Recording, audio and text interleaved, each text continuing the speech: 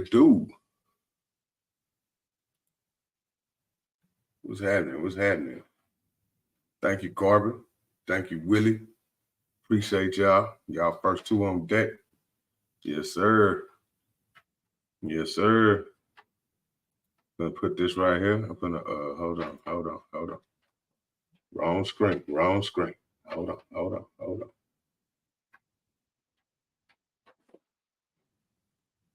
There we go. Yeah, man. How y'all doing out there? How y'all doing? We had 3K, y'all. We had 3K a couple weeks ago. Wasn't really feeling up to doing nothing last Saturday, but we here today. And we giving away something today. Matter of fact, I might be giving away two somethings today. What's up, Roadblock? What's up, OG$2? Yeah, man. Anybody sipping on anything tonight? Y'all sipping on anything? I'm sipping on water. What's up, Kenny Loves Guns? What's happening? Man, I got all kind of goodies.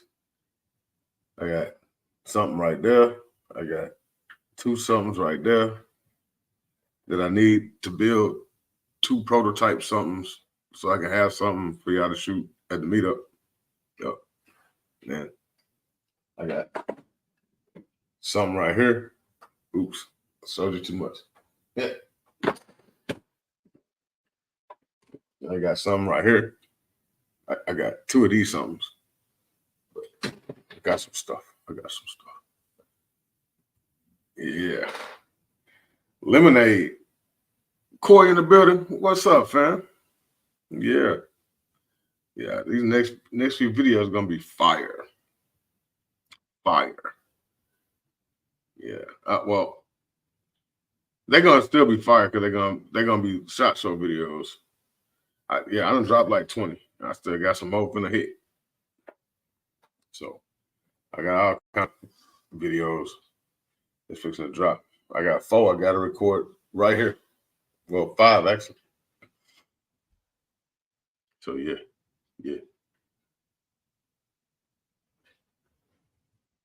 Yes, sir, I am OG$2. I am. I figured out the key component that I need. Yep, I figured it out. And Yoki actually confirmed what I was told in one of her last videos. So yeah, that's something that's about to be a thing. That'll be at the meetup too. Yes, sir. That'll be at the meetup too. Yeah, so meetup. I'm bringing all new stuff. Like, so I'm not bringing, the only thing I'm bringing from the last one is a machine gun. Everything else is gonna be stuff you ain't even seen yet. You ain't even seen it yet. That's right. You ain't even seen it yet. What's up, Thiz? Y'all say what's up to my man Rico Thiz, man. Hey, me and homie go back.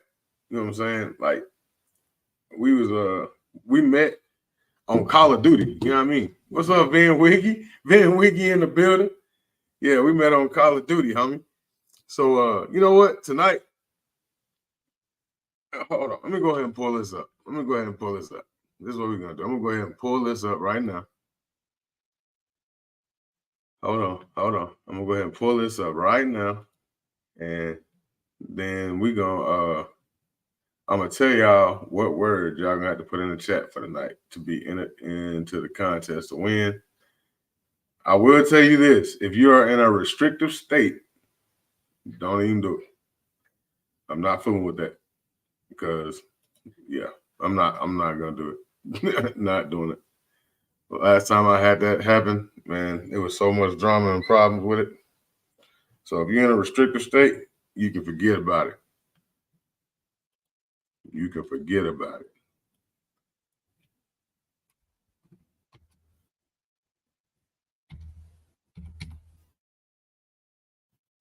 And that's not just trying to be, an asshole, but there was a lot of stuff that happened. And yeah, if you're in a restrictive state, don't even think about it. All right. So tonight, this is what you will need to type in to be entered into the drawing. And yep, that's it. So me and Thiz's clan on Call of Duty was called the 223s. And we were some beasts, bro. We were some beasts. We was out here murdering people in the streets. Well, they was. I was just there. I sucked at Call of Duty back then, but now I would kick your ass. So if you want that smoke, we can get it.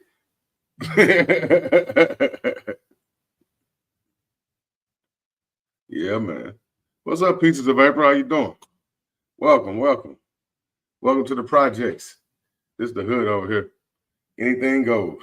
Say what you want. Talk about what you want. Say it how you want to say it. I don't care. Because that's how we get down. You know what? We celebrate tonight. It's supposed to be a party. So what I'm going to do, I'm going to do this right here. Yep, I'm going to do that right there. Like that. What's up, Willie Ayers up in here? We got all these Willies in here. All we need is Willie Lump and we'll be complete. All right, there you go. I just dropped the link. What's up, Wiggins? We got both the Wiggins, little Wiggins and big Wiggins. We got all the Wiggins in the building tonight, y'all. They all here tonight. I'm going to tell y'all something. Wiggins drive crazy as hell. This dude drive crazy as hell. Yeah, man. Who picked up something new? I know y'all got something new. Y'all playing. I'm still dreaming about breakfast. Yeah, that breakfast was fire, bro. That breakfast was fire. It was. Yes, it was. So we got a place here. It's called Goodness Gracious. And the food there is crazy. The food there is bananas. April, you and your significant other was supposed to have been hitting me up. What happened? We like a week and a half, 2 weeks down. You still ain't hit me up.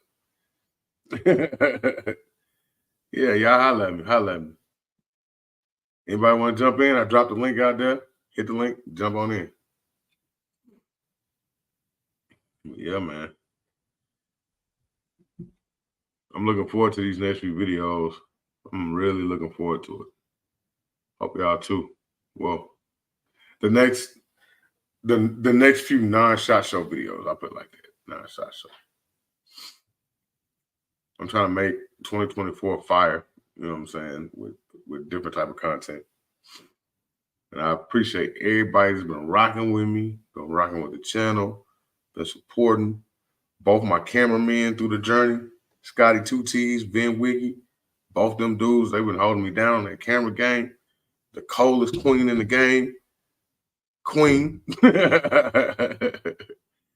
Urban Gardner, what's up, man? Welcome. Yeah, man. She's been holding me down, man. She's road manager. She be producing. She be, damn it, what else? She camera lady when I needed to be. She be holding it down, bro. She be holding it down. Only thing she don't do is drive. This man said, I'm hiding out in Chattanooga. Head on the swivel. Yeah, man. Yeah. Yeah, Queen should be popping in here.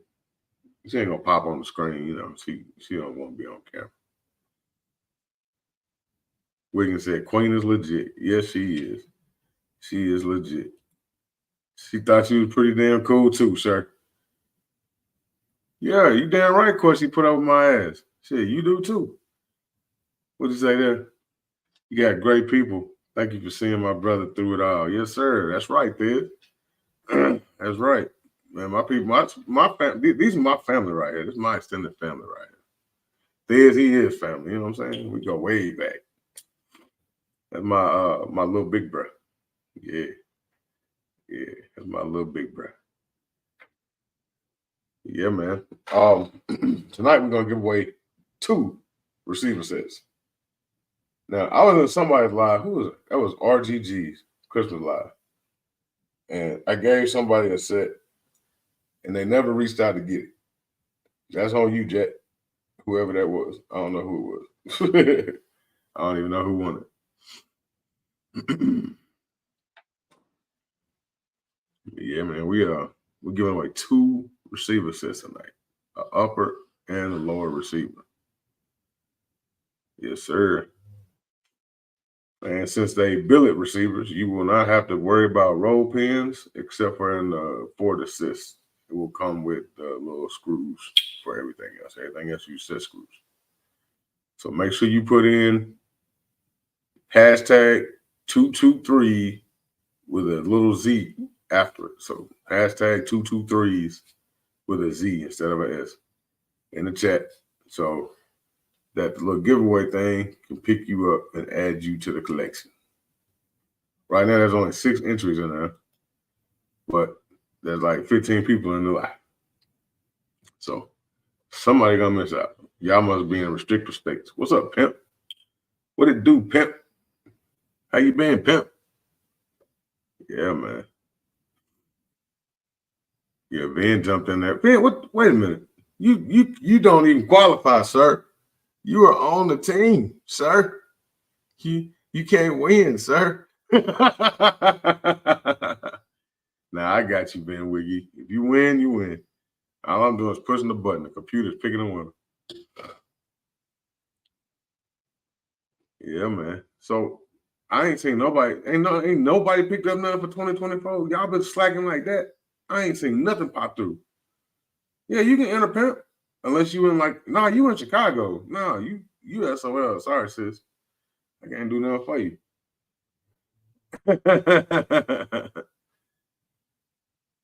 See, you wasn't gonna win no way putting that in there, pimp, because it's supposed to be a Z, not an X.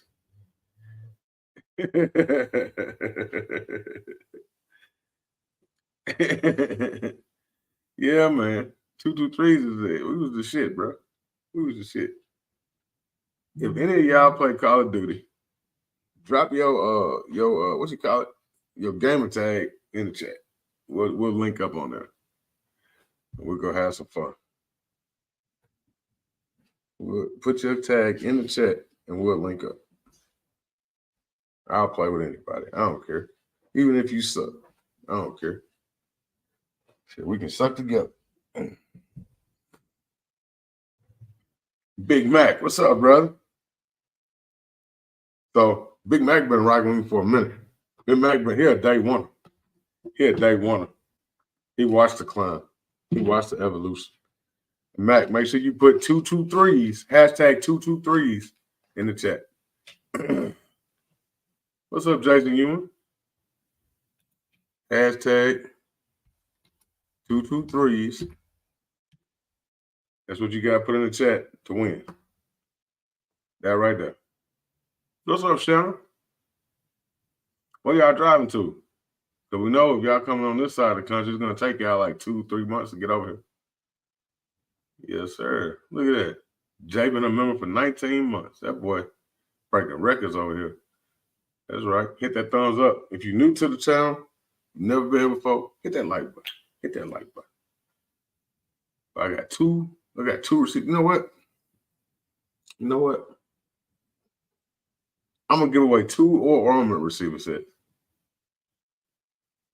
Say it all the way different, bro. I'm going to give away 2 or armor receiver sets. And then I have a Barrett Rec 7 strip receiver, lower receiver. I'm going to throw that out there too. It's 223s. You got to put a Z on the end of that, brother. You're not going to be counted. I'm not from this planet. What's up, brother? Appreciate you, brother. Yes, sir. We out here. Got Ivan in the building. Like I said, y'all, anybody want to jump in? The link's out there. So let me see. Let me see how we looking. Because we're going to do this first drawing. Since we're doing 3 tonight, we're going to do this first drawing in like 5-10 minutes. 9 people in here right now. 17 on the string. So I'm assuming everybody that has not put hashtag 223s in the chat is in a restricted state.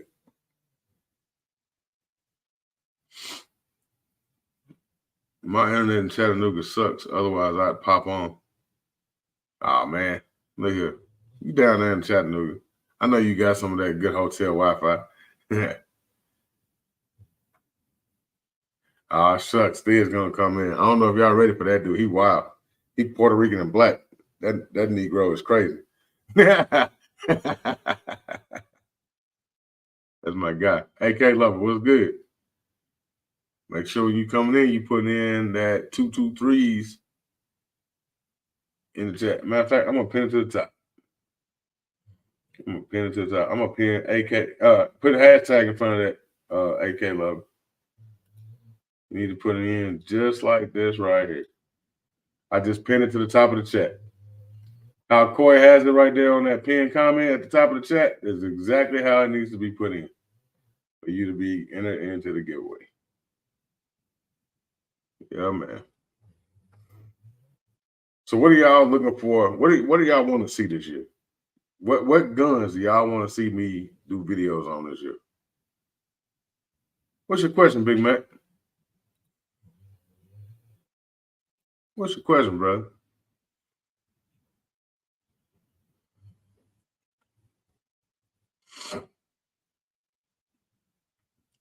I already did the P210, Wiggins. You and that damn P210. What is it? Yeah, I use your P210s for the damn video. You got about 10 of them. Yeah. This man, he wants to buy a new gun, but every gun he wants to buy, he wants to compare it, the trigger, to the P210. I'm like, you can't do that. You can't do that. That's like wanting to buy a new car and saying all of them got to run like a Lamborghini. Man, come on, man. Can't do that. But seriously, like, what would y'all want to see come through on the channel? Because this year is about 23. It's about 2011s, 2311s, stuff like that. So, Big Man said, "What's y'all opinion of the Romeo Pro RMR?" I've never even used it, so I can't give you an opinion on it. Anybody know anything about it? The Romeo Pro RMR. Sounds like it's pretty dope. That's a SIG product if it's called a Romeo. We can do a collab when you finish mine. Hey, that's a bet. We can do that $2. We can do that. Uh-oh, there she is. The boss lady has entered the building. Boss lady has entered the building. So I'm not sure about that optic, man. I'm gonna have to do some research on that, Mac. Because matter of fact, I'm gonna pull it up right now. Because I don't know nothing about that one.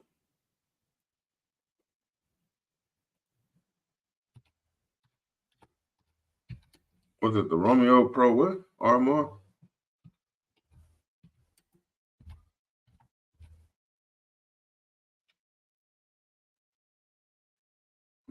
Pro RMR replays. Just looking at that, first thoughts, I don't like it. Just looking at it, I don't like it.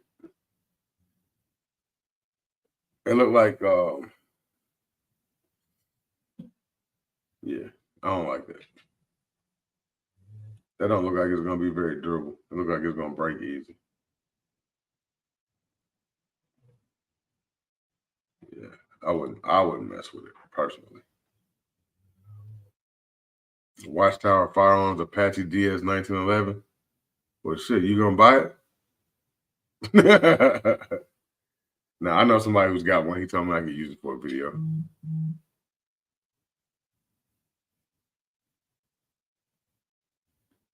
Thinking about a new RMR. Man, check out some Hollisons, man. Or you could always go over to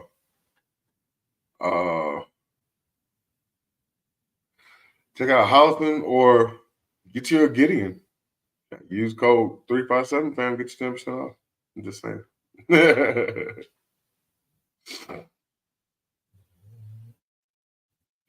You've been stepping up your optic game. Y'all been stepping up y'all's optic game. What y'all rocking with, Jay? Throwing some ideas out there. Yeah, I got somebody that's got an Atlas. Matter of fact, the same guy that got the Watchtower has an Atlas. He said I could use it. Got Buddha in the building. What's up, Brady? What's up, Brady? Yeah, man. Yeah, if you got So I've got somebody that's got the watchtower. I've got somebody who it's the same guy. He has all the um Atlas guns, and he got a whole bunch of. He got staccatos, everything. So he told me I could use them to make videos with. So some of those videos are gonna be coming from him. What's up? Got Paul from the pit. Yes, sir. What's up, man? But yeah, it's optics is a weird game to get into when you try to shop for optics. What's up, Kaba? What's happening with you, Brett? Because everybody's different. Everybody's eyes are different. Everybody's taste in optics is different. Everybody's quality levels of what they want in an optic is different. So it's a lot to it. You can't. It's kind of a loaded question. It's kind of like guns. What's up, Big Easy? Everybody got something different that they like. Me personally, I stick with mostly Hollison or Gideons. I got Gideons. I got Hollisons. Hell, speaking of Gideons, Hollisons, Gideons. I've never even had a Trijicon, so I wouldn't even know what to tell you on a Trijicon. But I can tell you if you buy a Gideon and you use code 357FAN, you get 10% off. I'm just saying.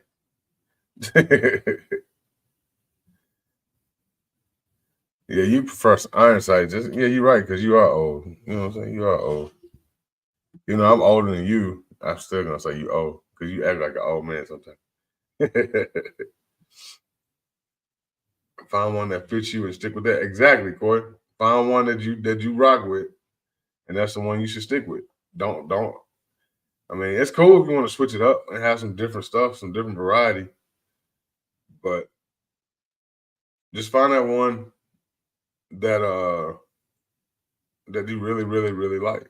And for me, um, there's a couple of Gideons that I really like. It's I'm trying to remember the name of the Omega.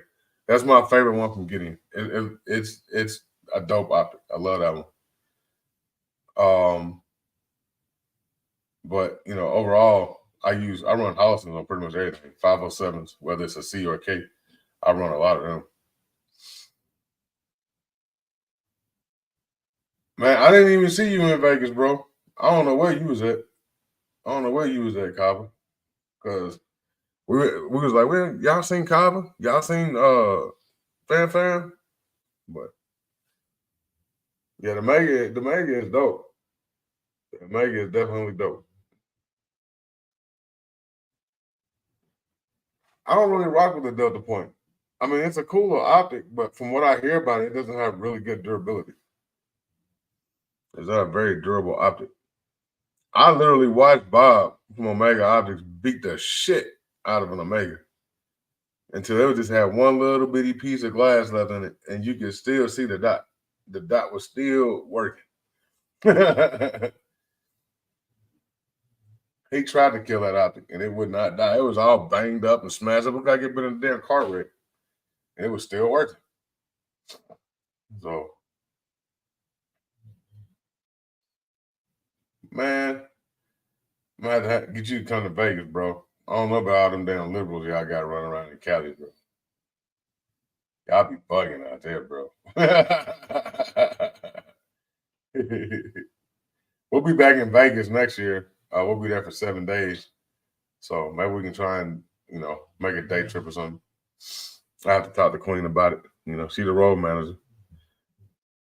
Your Delta Point Pro is held up nicely for 3 years, no issue. That's what's up. Can't go wrong with Trijicon. Yeah, you can. You can't afford it because Trijicons are high. I've never used a ceiling. I've never even seen a ceiling in person. So I don't know. I don't even know what they built like. You know what I'm saying? I've never even seen a ceiling in person. Never held one in my hand, never shot one on a gun, nothing. What's up, JST Hobbies? What's up, Mike Hen? What's good with y'all?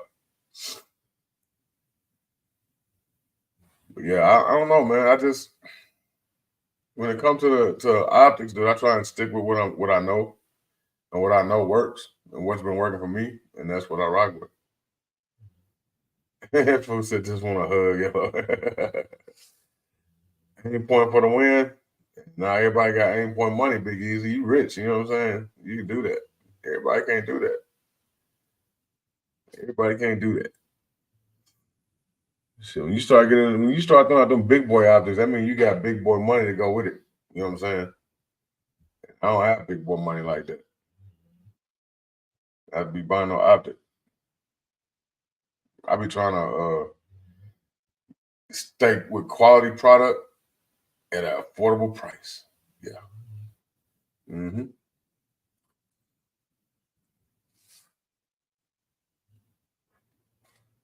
We put Trijicon RMR on Santa's T9C.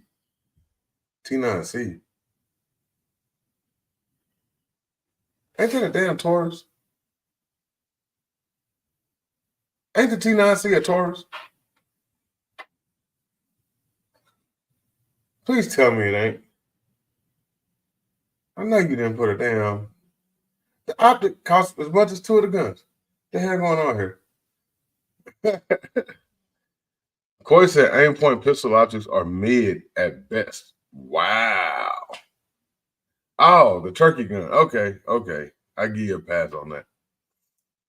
I got to shoot Corey's TC9 in Georgia at the shooting queue.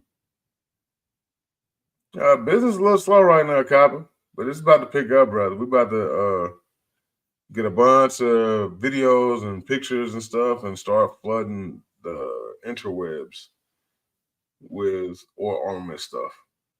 And I'm actually right now as we speak, the receivers for the first batch of Gen 2 guns are being created. They've already been cut. They're out being anodized right now. Oops. Yeah. It'll be interesting. Ben Wiggs, it'll be interesting to compare 2011, the Platypus, and a Glock that is set up as close to a 2011 as you can get. Damn it, Ben. How the hell you going to do that? How the hell you going to set up a Glock anywhere remotely close to a 2011? There's no way to do that. There's no way to do that. Unless you know something I don't know. You got to wrap it up your head. I know you got that printer. You got to wrap it up your head, don't you? Don't you? I know you can make it happen. I know you can make it shake. I've been trying to get you to make it shake. You keep wanting to do all this other stuff. Ben is a wizard. He is, man. Shoot, man, you know what, man? I'm gonna get you a 3D print me a Lamborghini SBJ, brother, because you can print some stuff, boy. You're a bad boy. Y'all gonna be ready for shooting Q2? What? Speak on this. Speak on it. Bring your big, tall, canary yellow butt in here and speak on this.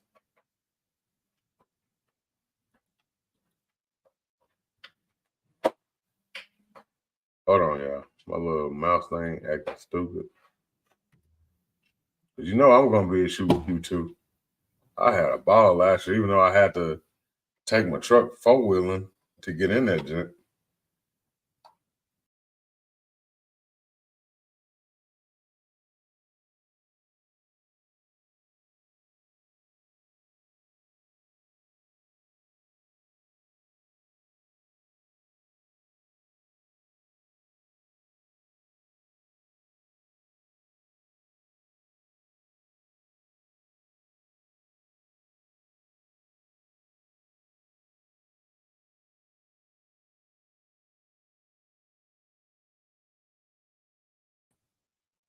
How the hell it kicked me out of my own stream? What in the world going on here? What is going on here? Boy, I tell you, this man-made technology. Gotta love it. Gotta freaking love it. Gonna kick me out of my own damn stream. I tell you what. Keep messing with me. He said, I thought my phone broke. Nah, man, your phone didn't break. I just looked up and I was on a blank Google screen. Like, what? Yeah, man. Shit. They heard us talking about the shooting queue. They was like, nah, sir, we're not doing that again. These brothers had too much fun out there. We tried to rain on them and they weren't even listening. So I had to damn look, Queen talking about shooting Q 2024. Yes, sir. Hey, $2. I got one request for shooting Q 2024. Yep. We need some more of that doggone macaroni and cheese, boy. That macaroni and cheese was slapping, cuz. I don't even like macaroni and cheese like that. That shit was slapping.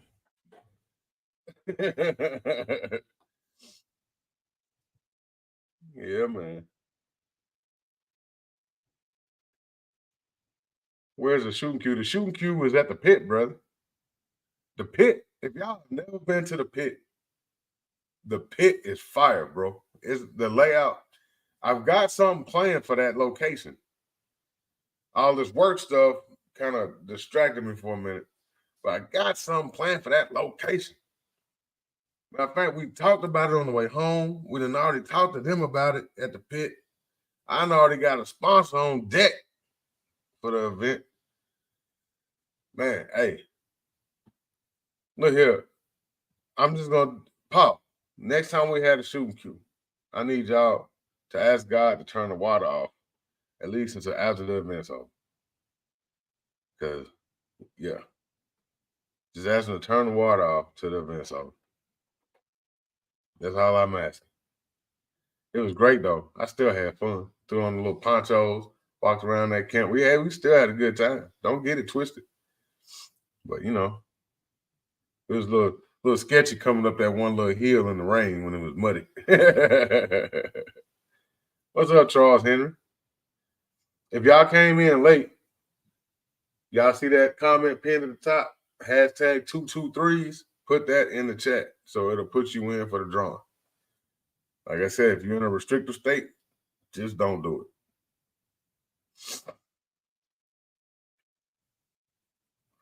It's gonna be around the same time of year. All right, that's what's up. Either way, I'm gonna be there. Either way, I'm gonna be there. Look, Wiggins, you welcome to come with us to the gathering. You welcome. You welcome to come to the gathering. I can only get Vin, my camera guy, in, but Queen, if she want to come, I get in. If you want to come, I get you in.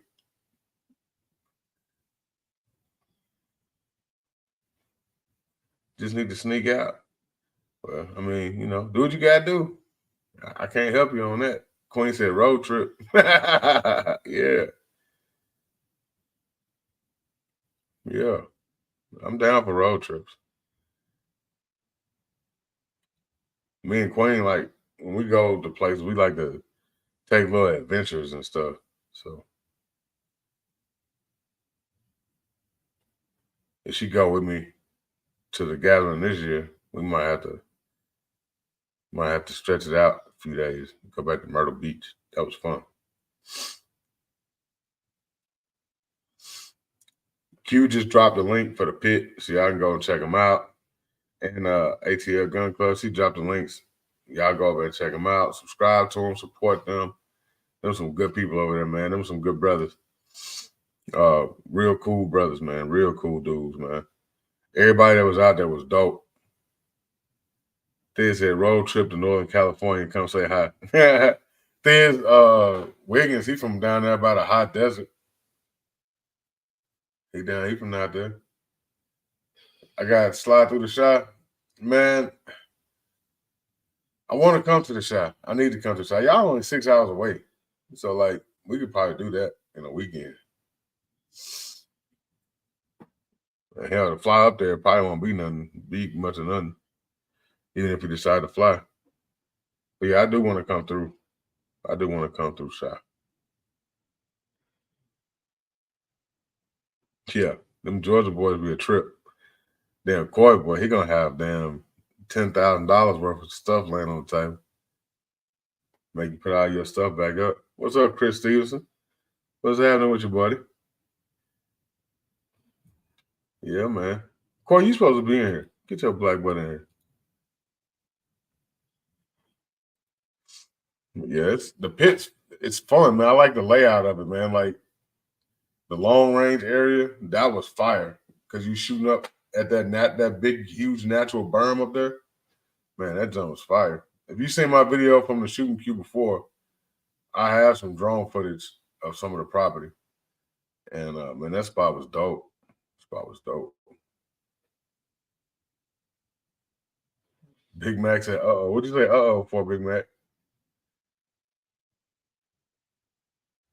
Man, that ain't never stopped you before, Corey. Don't even play. Don't trip.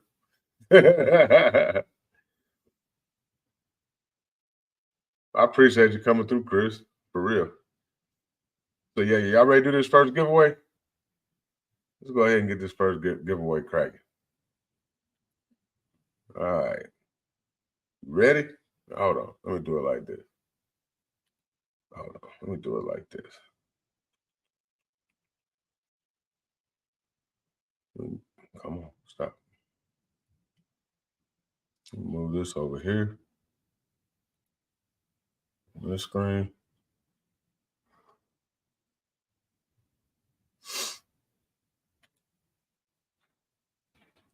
Appreciate that, Wiggins.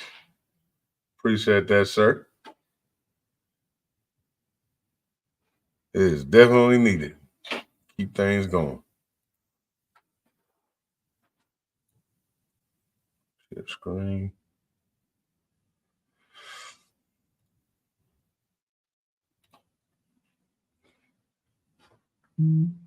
All right, there we go.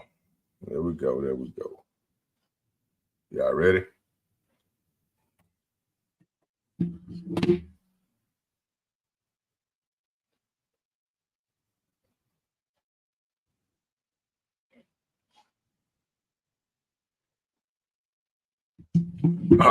Pieces of April. And it's funny because I saw you pass through in that shuffle. And I think y'all are back in the States. I don't think y'all still over there in Africa. I think you back in America. And if you back in America, well, here's your welcome back to America gift. But you need to let me know if y'all back in America, because if not, I'm gonna have to spin again.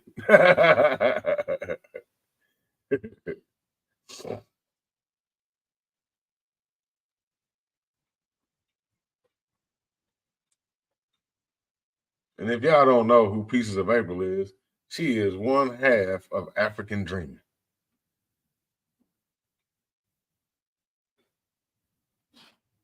So if you still in here, sis, let me know.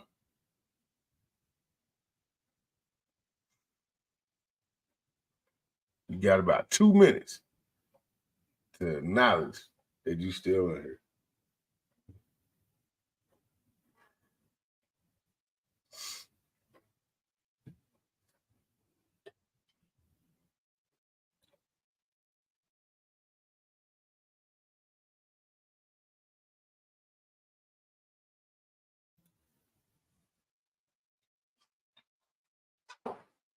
All right. OG Tank, what's good, fam? All right, looks like Miss April done left. She has left the building. All right, so we're gonna have to go ahead and spin again. No, yeah. We got to spin again. All right. Here we go. Here we go.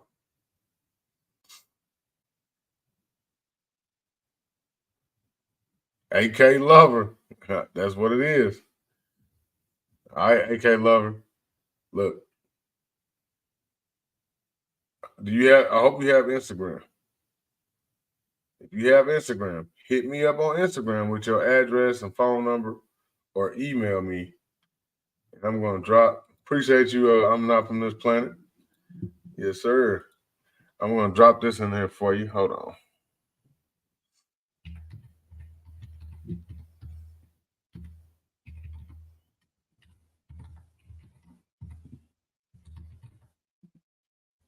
All right. Oh, she stepped away. You weren't responding, so we didn't gave it away. So I'm gonna go ahead and let you keep yours, and we'll just say that this was the second one. I still got a third one to give away. You want a receiver set for AR-15, but the question is, are you still in Africa or are you back in America? I think y'all back in America, if I'm not mistaken.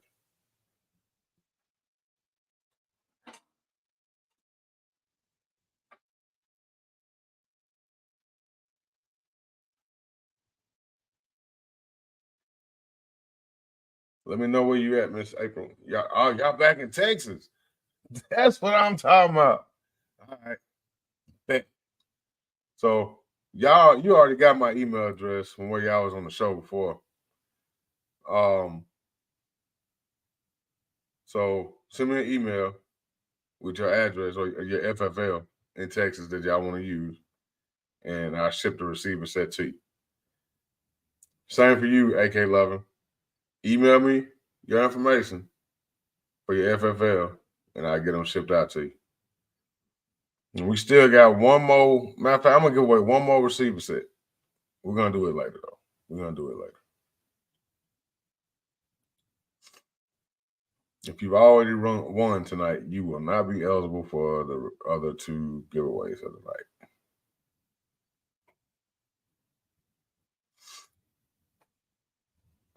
All right. Oh, yeah, you're welcome, April. You're welcome.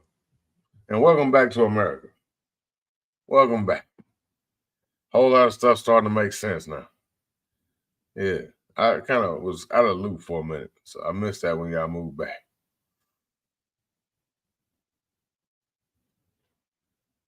But yeah, man. We're trying to do it big this year, y'all. Trying to elevate, trying to grow the channel, trying to improve the audio quality on the videos. I think the video aspect, as far as the actual video resolution, is already there. But I'm trying to improve the audio quality on the videos, especially when we out shooting outdoors and stuff like that. And trying to make it to more events, so we can meet more people, network more, bring more stuff into the fold. And yeah, we'll see you at a regular meetup. Looking forward to it. Looking forward to meeting y'all both. And we definitely gotta change some stuff, man. I feel like the content, like, it's kind of hard to do new content, but when you do current content, because everybody else is doing the same stuff, and then the guns coming out look just like the guns from last time, like last year. So it's like the most innovative thing I've seen this year. I saw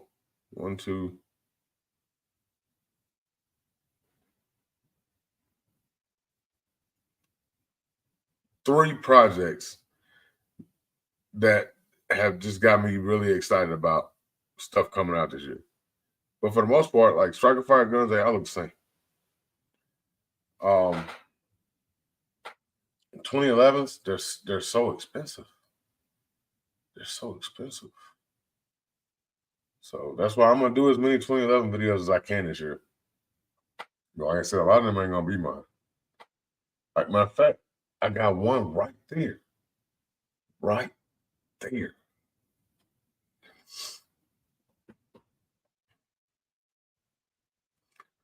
The receiver set they're getting is an oral armament.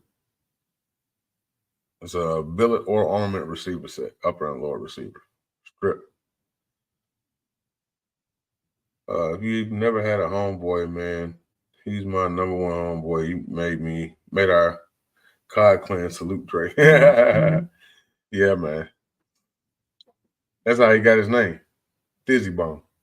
That's his name on the Call of Duty, y'all go find him and add it. Yeah, man. So like 2011, I don't know a lot. I noticed the way that they refer to the parts of 2011 is different. And I guess because they bougie guns, so you gotta talk about them in a bougie way. You know what I'm saying? Like, it's not just a trigger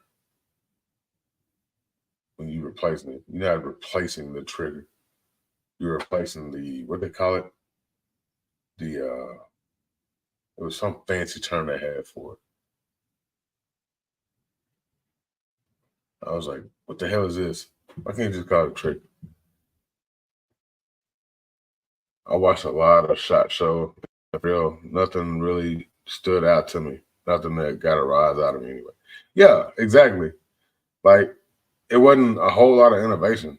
You know what I'm saying? Stealth arms, they killing the game with the platypuses. Wilkinson Tactical with the AR-10 shotgun. It's a literal, actual AR-10 chambered in 12 gauge. It's not a shotgun that runs on an AR style platform. It's a literal AR-10 chambered in 12 gauge. And you can just pop the pins and drop a 308 or a 6.5 Creedmoor upper on it and just run it.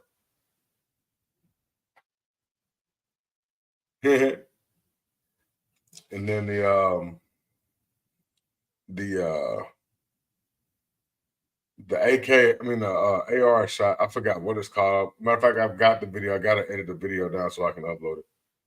But when you fire the gun, the barrel reciprocated into the gun, and it absorbed pretty much all the recoil. We were shooting at 308, and it felt like a 223. Any of the PSA prototypes catch my eye? Of course. So the VOOC, I like the VOOC. I like the crank, and I like the what is it, the X57? That X57 is gonna be a problem out with, when they come out with that. They ain't gonna be able to keep that boy in stock. That thing is gonna be a beast. That X57 is sexy. That thing is sexy. It's pretty as hell. I want that myself. Yeah, Charles Henry. They had some nice stuff. That X57 is fire. And then that what else did I see that I really, really like? Oh, SDS Imports. They have a MP5 clone made on the same tooling that the Zenith is made on. It comes with more stuff in the box, and it's half the price. It's only $1,000. Killing them. They're killing the game. Got to shoot that while we was there. The old Hudson H9. I really wanted that gun. I love that gun. Thought that gun was dope, but I think they jumped out the gate too quick with it and didn't have the money to back it up, which is what caused them to collapse. So that's where these dudes come in. Oops, wait a minute, show you some more. You've seen too much. So yeah. So that was another one that I really like. And the stuff that really excited me the most was the little bitty guys. Like the one guy, he made a magazine. You slap it in the Glock. You carrying it. You know what I'm saying? And you got to go somewhere where you can't carry your gun. You got to leave it in the car. He had the magazine. All you do is take a little key, click, click, lock the magazine, and then just leave it in the car. And then when somebody gets the gun, they're going to be mad because they can't take the magazine out, can't run the slide, the trigger won't work, the gun is completely locked up until you unlock it with the key. So I thought that was pretty dope.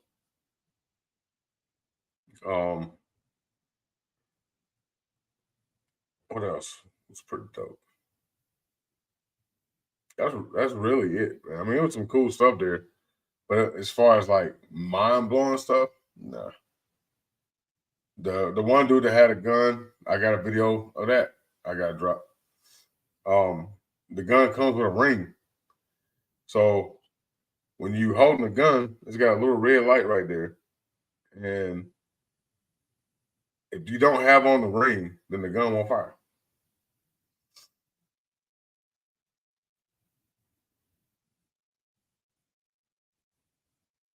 Yep, the gun won't fire. So He said, asked me to tell you where he got his name from. His name on there was Thismatic 007. I called him Thizzy Bone. He looked like Bone. He looked like one of them Bone dudes because he Puerto Rican and black. And he got this damn afro like this big. And so I always called him Thizzy Bone. So he just changed his name to Thizzy Bone.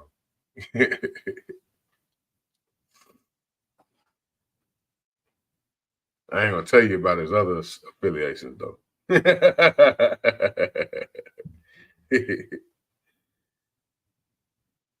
But yeah, I don't know, man. There's only so much you can do in the firearm industry that makes sense. Because like the smart gun, for example. All right. I think it's definitely gonna flop.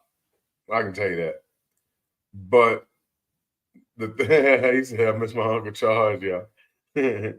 But the guns are gonna flop when they come out for the simple fact that one has got to have a thumbprint, a fingerprint recognition on the gun, and a retinal scan or facial recognition, one of the two,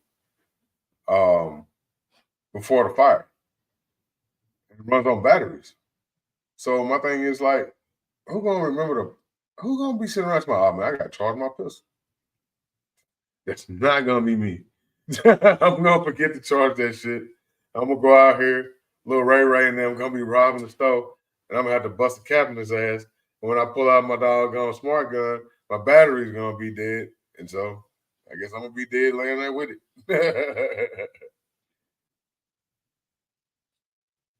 The PD-10? No, I didn't see the PD-10. Avidity Arms. No, I didn't see them. He said, I can't keep my phone charged. Right. You know what I'm saying? Like, come on, bro. What's up, Dennis Dixon? What's happening, brother? Right. Most people can't remember to charge their phone. How you going to remember to charge a gun? What the hell? Man, they asking everybody to die. They just want all of us to die, man. It's just to be honest with you. Keep it 100. They want us all to die. They don't care. But yeah, I don't know, man. It's just something about the gun industry, man, as a whole. Like there wasn't a whole lot of innovation. I'm looking forward to seeing those new Magpul magazines, the transparent one. I didn't think they would ever do that. But as far as like, who was that?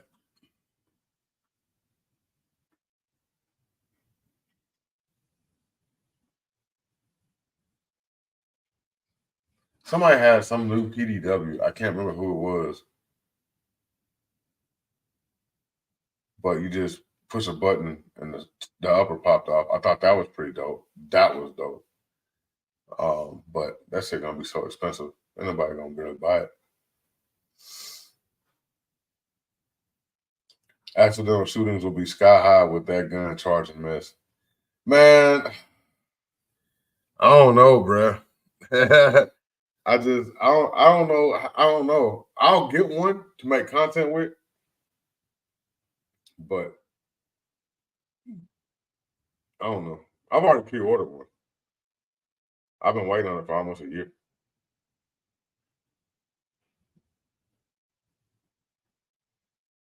Was there anything new from B&T? B&T had some new stuff, but I didn't really look at B&T. Like I said, I was more focused on the smaller people. What's up, Tennessee Goddess? Welcome, welcome. If you're just coming in, remember that comment pinned at the top. It says hashtag 223s. Make sure you enter that so you can be in here for this contest when we go to do this next drawing. That one's gonna be for an actual Barrett Rec 7 strip lower receiver. And then the final one for the night will be another or armament receiver set.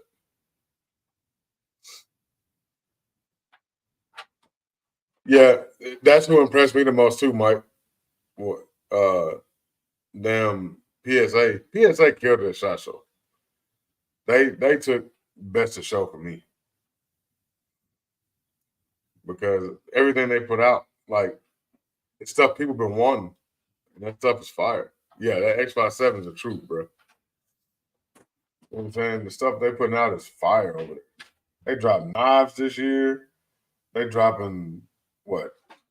Two or three Jackal models this year, the 308 and the Vook. They're dropping the crank. They're dropping shotguns that are compatible with the 507 parts. They're dropping bolt guns. What? Come on, man. And the bolt guns are built to order? Who the hell does that? Like, you can customize. It's kind of like they bolt guns are gonna be the platypuses of the bolt gun world. You know what I'm saying? It's crazy. It's just crazy. Yeah, the aftermarket. I think the aftermarket support for a lot of manufacturers is gonna be crazy this year. I mean, the new daggers, they talked about those last year, so they're not really new. You know what I'm saying? So, but you'll actually be able to get hands on with them. It will be cool to see what that all metal one feels like, though. I think that's gonna be dope. But I'm more excited about the X57, the Vook, and the Crank. 10 mil daggers, that'll be dope.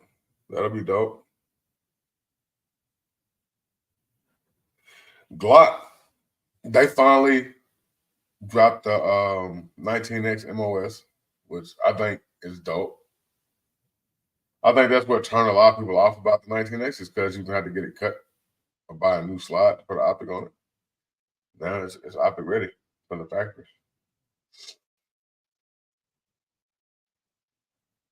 Mike Hen.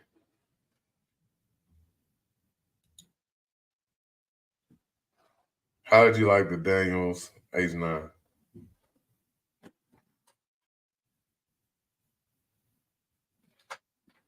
That's all I'm gonna say about that.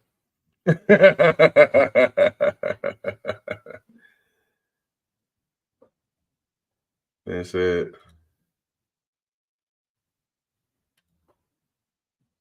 I doubt it's coming, but I really hope the Steyr pistol gets some more aftermarket support soon. Hey, Vin, the only aftermarket support that gun is going to get is whatever aftermarket products you print on that fancy printer of yours, sir. That gun, it doesn't have enough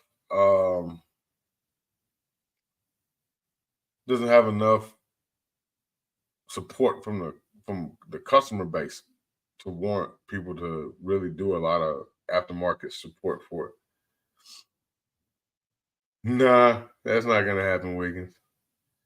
That's not gonna happen, sir. that Steyr is a dope gun, and it deserves aftermarket support, but it doesn't have the support from the customer base to warrant it. So I don't think you're gonna see any more aftermarket support for that. If you do, it's gonna be a small company that uses that as their niche to get into the market. What's up, Whiteside? What's good with you? Did you like the new Beretta 13? No.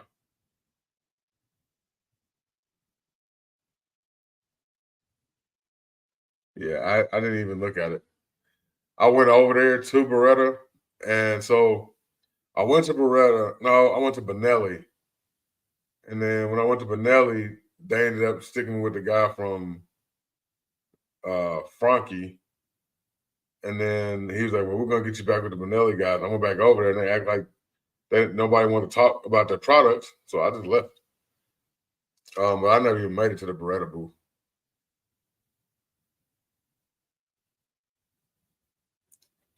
What's my thought on Cerakote versus blue or black? It depends on the gun. I mean, like blue revolvers, like the old Colts and stuff like that, those are beautiful in blue.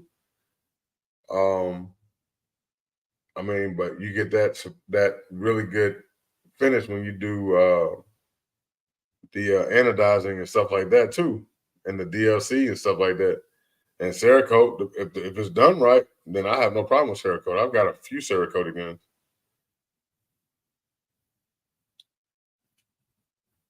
Yeah, if it's done right, I don't have no problem with it. My man, he said Beretta.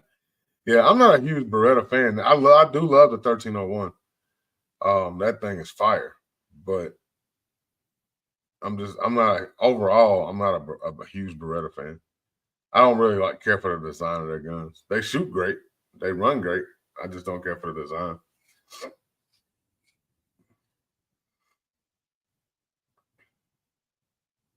What's up, Jumbo Q? Yeah, man. What's up, Nathan?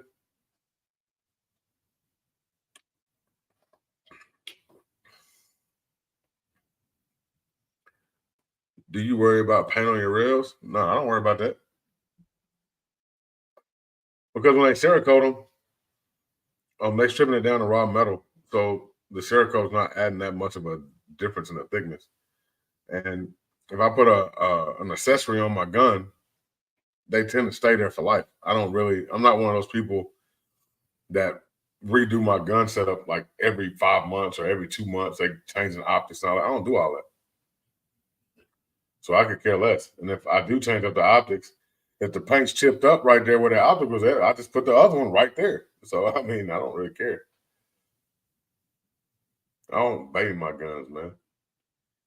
If y'all seen the last couple of range videos I put out, just taking my guns out to the range with friends, they was choking and spitting and sputtering because I don't baby my guns.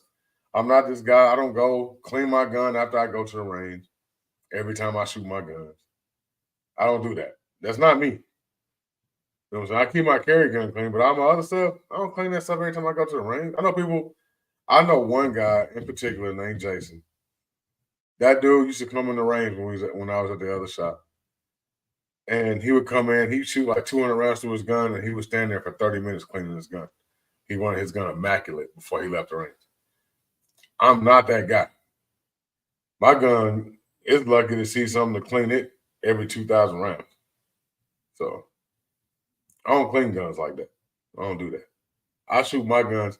In my last video at the range, the one that ended out 2023, I said in that video specifically, yeah, Coy said Dre don't clean gun truck. Coy, no, I do not clean guns, bro. I don't clean them. I'll run them. They tell me when they need a bath. They tell me when they need to get clean. When they start jamming and stuff, then I know they need to be clean. But until then, I'm just gonna keep shooting the damn thing. Yeah, Yoki don't like how you clean your gun. He cleans his guns worse than me. Yeah, he cleans his gun worse than me. Yeah, that's it, Queen. Yeah. But yeah, I don't clean guns, man. Now, if I get that new cleaning system I saw, I'll probably clean guns all the time just so I can play with that thing. That thing was pretty dope. I'm gonna be dropping a video on that too. I told you, I got a ton of videos I ain't even dropped yet. Just from SHOT Show. I dropped 20 videos already on SHOT Show, and I still probably got like 8, 10 more.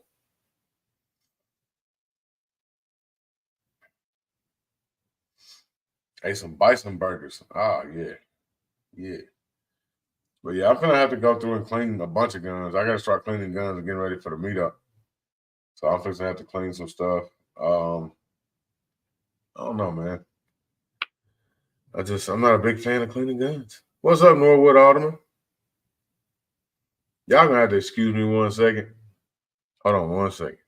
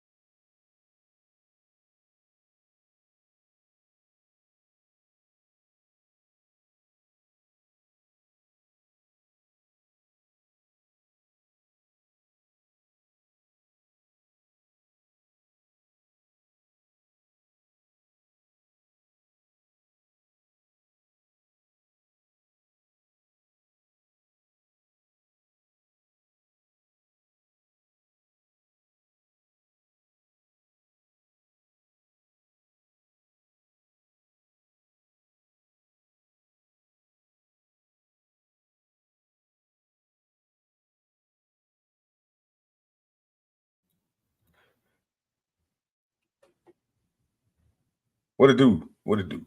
I'm back. Had to do some old people stuff real quick. Man.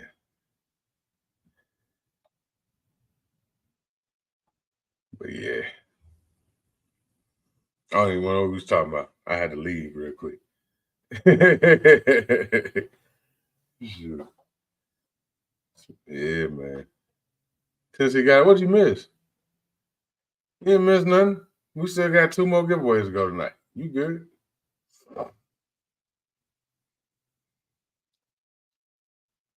Yeah, the gun will tell you when it needs to be cleaned. Yes, sir. It'll tell you when it needs to be cleaned. When you run your gun and it run perfect every time you pull the trigger, it don't need to be cleaned. But when it start jamming up and stuff, when you shooting, you probably gonna need to clean that thing. Like my honey badger, man. I don't know. It ain't never been clean.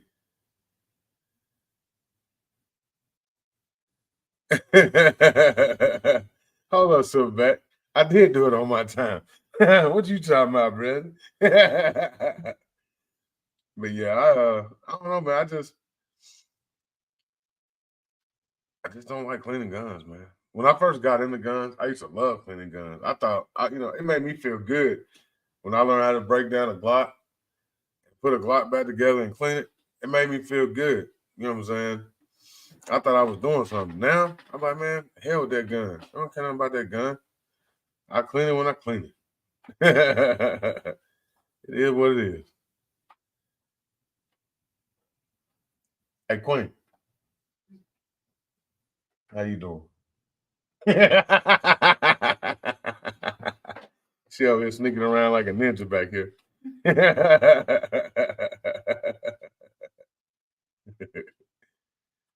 Yeah, man. Yeah, if I get this, yeah, my guns. See that he said STD. My guns probably got an STD from not being clean. All that dirty ass ammo I done ran through. I mean, I shoot all kind of stuff with my gun. My guns see the most ratchet ammo that you've ever seen in your life. They don't discriminate. I don't care if it costs $3,000. I don't care if it costs $100. It's gonna run everything I decide I want to put in it. Yeah, barbecue. I said it.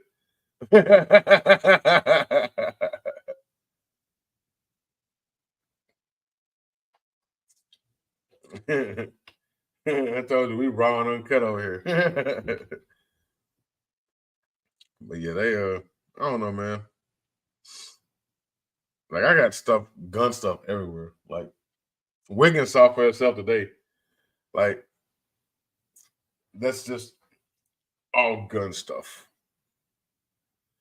From right here all the way down there is just gun stuff. I don't care if it's Remington white box. I don't care if it's Superville. I shoot anything. I don't care if it's steel. It could be copper for all I care. As long as that stuff got gunpowder in it and a primer and the bullet flies out the muzzle when I pull the trigger, I don't care what it is. I will shoot it in any gun. So just know, if you fire one of my guns, you're going to shoot some stuff you don't like. So if you ever come to me and say, hey, Big Drake, can I shoot your gun? And I say, yeah, go ahead. There go a magazine right there with some ammo in it. It might be some range scraps. It might be anything in there. Man, look here. You see this reman right here? I have literally shot thousands of rounds of this stuff. Probably damn near 75% of the videos you've seen the last 2 or 3 years have been shot with this ammo right here. Never had no problems. And it's reman ammo. I've literally shot, I buy that stuff by the case. And it's cheap as hell. It's like $200 for a case, like $260, something like that. You know what I'm saying? I shoot a ton of that stuff. Yeah, range scraps. That's right, Paul. Yeah, I said it. Range scraps. I've done whole review videos on guns off of bullets that I collected off the range that people threw away because they was light primer strikes or they didn't, something wasn't right with them or whatever. Some of them, the projectile was kind of shoved in a little bit. Dude, I'm running all that. Let me get all that. When I was walking through, we be cleaning up the range. I'm like, oh damn, they go $1. They go 50 cents. I'm picking all that up. And I just let it build up till I get like 100 rounds, and I just go to the range and I just start loading magazines and shooting it. Y'all don't never know. Y'all don't never know. Yeah, some of my ammo out of the shot, I probably should have gave it a bath before I put it in the gun. I don't care. I shoot anything. I would shoot anything. He said, "You're a lucky man." No, it ain't luck, brother. I don't believe in luck. I believe in the Most High, God. I don't believe in luck. It ain't luck. Luck ain't got nothing to do with it. If it was something meant to happen, then God was going to let it be that time. But if it wasn't meant to happen, then it wasn't on God's radar for it to happen right there. Ain't got to do with luck.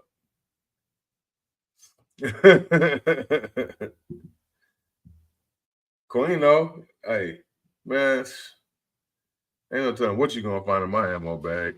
I got a bag of ammo right here. Hold on. Got some hush puppies. Got some 124s. And this is just a random ass bag sitting up under my desk. Some damn 50 GI right here. What else got in this damn bag? A Winchester white box 223. I'm telling you, man, you don't ever know what I'm gonna pull out. What? Say it again, Wiggins. Say it again, Wiggins. And that ain't luck. That's just God saying, well, today was your day. It ain't luck.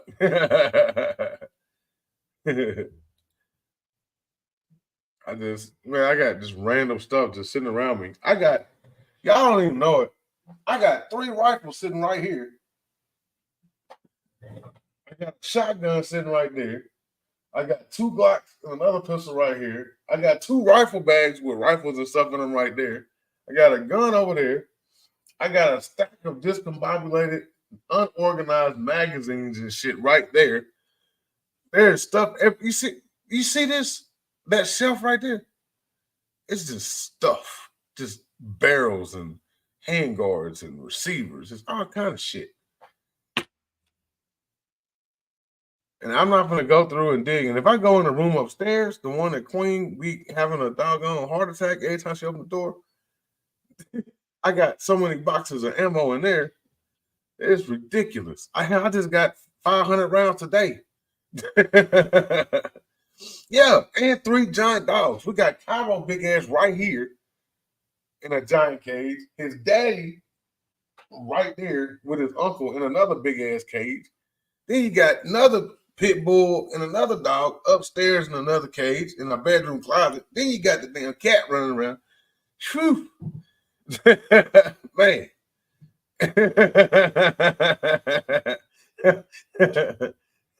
You know, she know. Man, look here. Dude, I'm telling you, I went through the other day. I was digging through a box of ammo and found a box of damn Black Talon 9mm.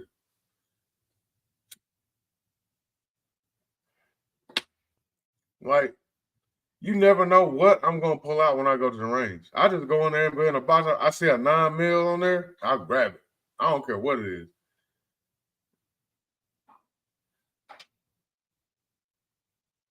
What you say? If the dogs don't get you, the lead will stay dangerous. Yeah, man. My house, man, there's so much stuff over here, bro. The ammo is ridiculous. Like, I probably got, man, several thousand rounds of ammunition. So, like, my 5.56 box, I just reach in and grab the shit and just dump it in a bag or load magazines. I don't even know what the hell ammo it is. I don't even know what kind it is. I just dump it all in the damn box.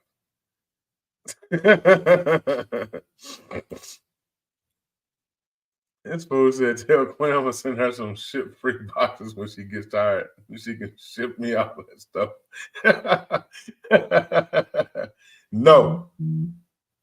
No, Silverback. No, no, no.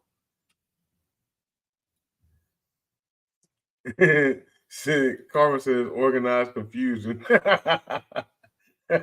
Yeah, man. It is. It's crazy because I can get the stuff and I know where it's at when it's all confusing and shit. But if you organize it, I'm all fucked up. I can't find shit.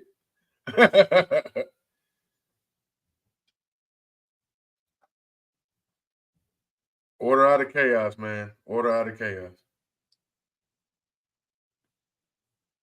I'm trying to figure it out though. I guess half the stuff gonna have to go in storage out in the back. I don't know. We're gonna figure it out. We're gonna figure it out. Yeah, Cairo, he a big boy. He still got about a year spreading and growing to do.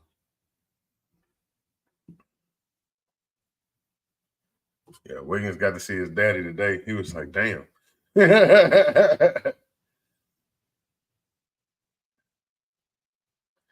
All right, Queen. No, no, ma'am. Yeah,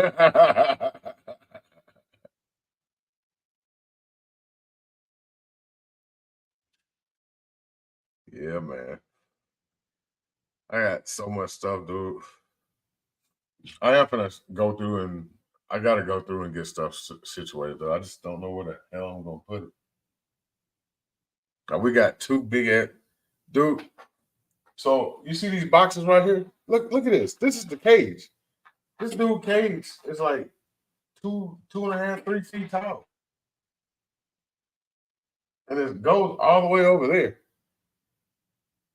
It takes up all the space in between these two safes, minus this little bitty section where this is. That's how big his crate is.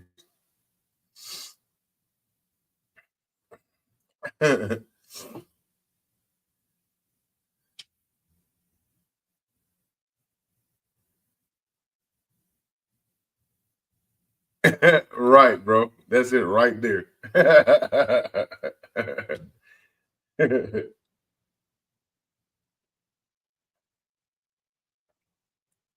Man, appreciate you, Wiggins. See, people probably think when I be doing them videos that bar back there is fake. Now that bar is real as hell. I was wiping down all them damn bottles today. Yeah, that bar is definitely real. That ain't no green screen.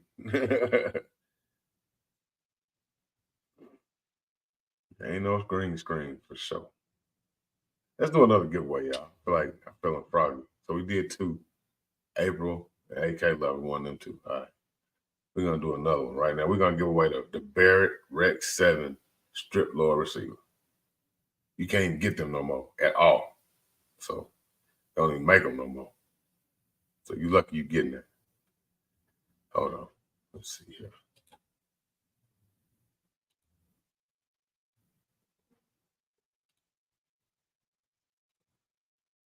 All right. So we see AK level one last time. I'm finna hit draw again. If you won one of the first two, you disqualified this time. Let's do this.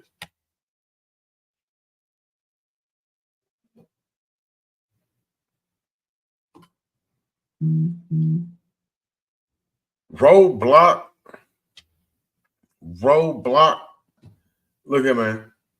Hit me up with an email or hit me up on IG. I think you got my phone number. You should have my phone number. Just text me your information.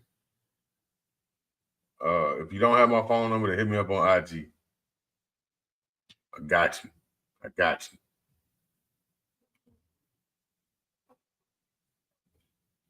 All right.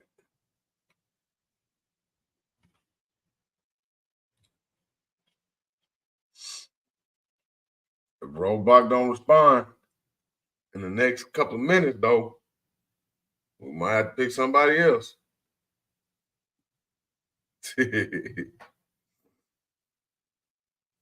But yeah, man, like I said, I appreciate everybody be rocking with me, man. I just try and stay raw and uncut and just try and be true to myself. You know what I'm saying? I had a conversation with some people I met at SHOT Show. They hit me up and they was wanting to work together and they was going to send me some stuff. So I was like, yeah, I work with y'all. And he said, I was literally just about to tell him what he said to me. He said, I don't want 10-minute paid commercials. I want real, honest reviews on the products. That's what we're looking for. Real, honest reviews on the product.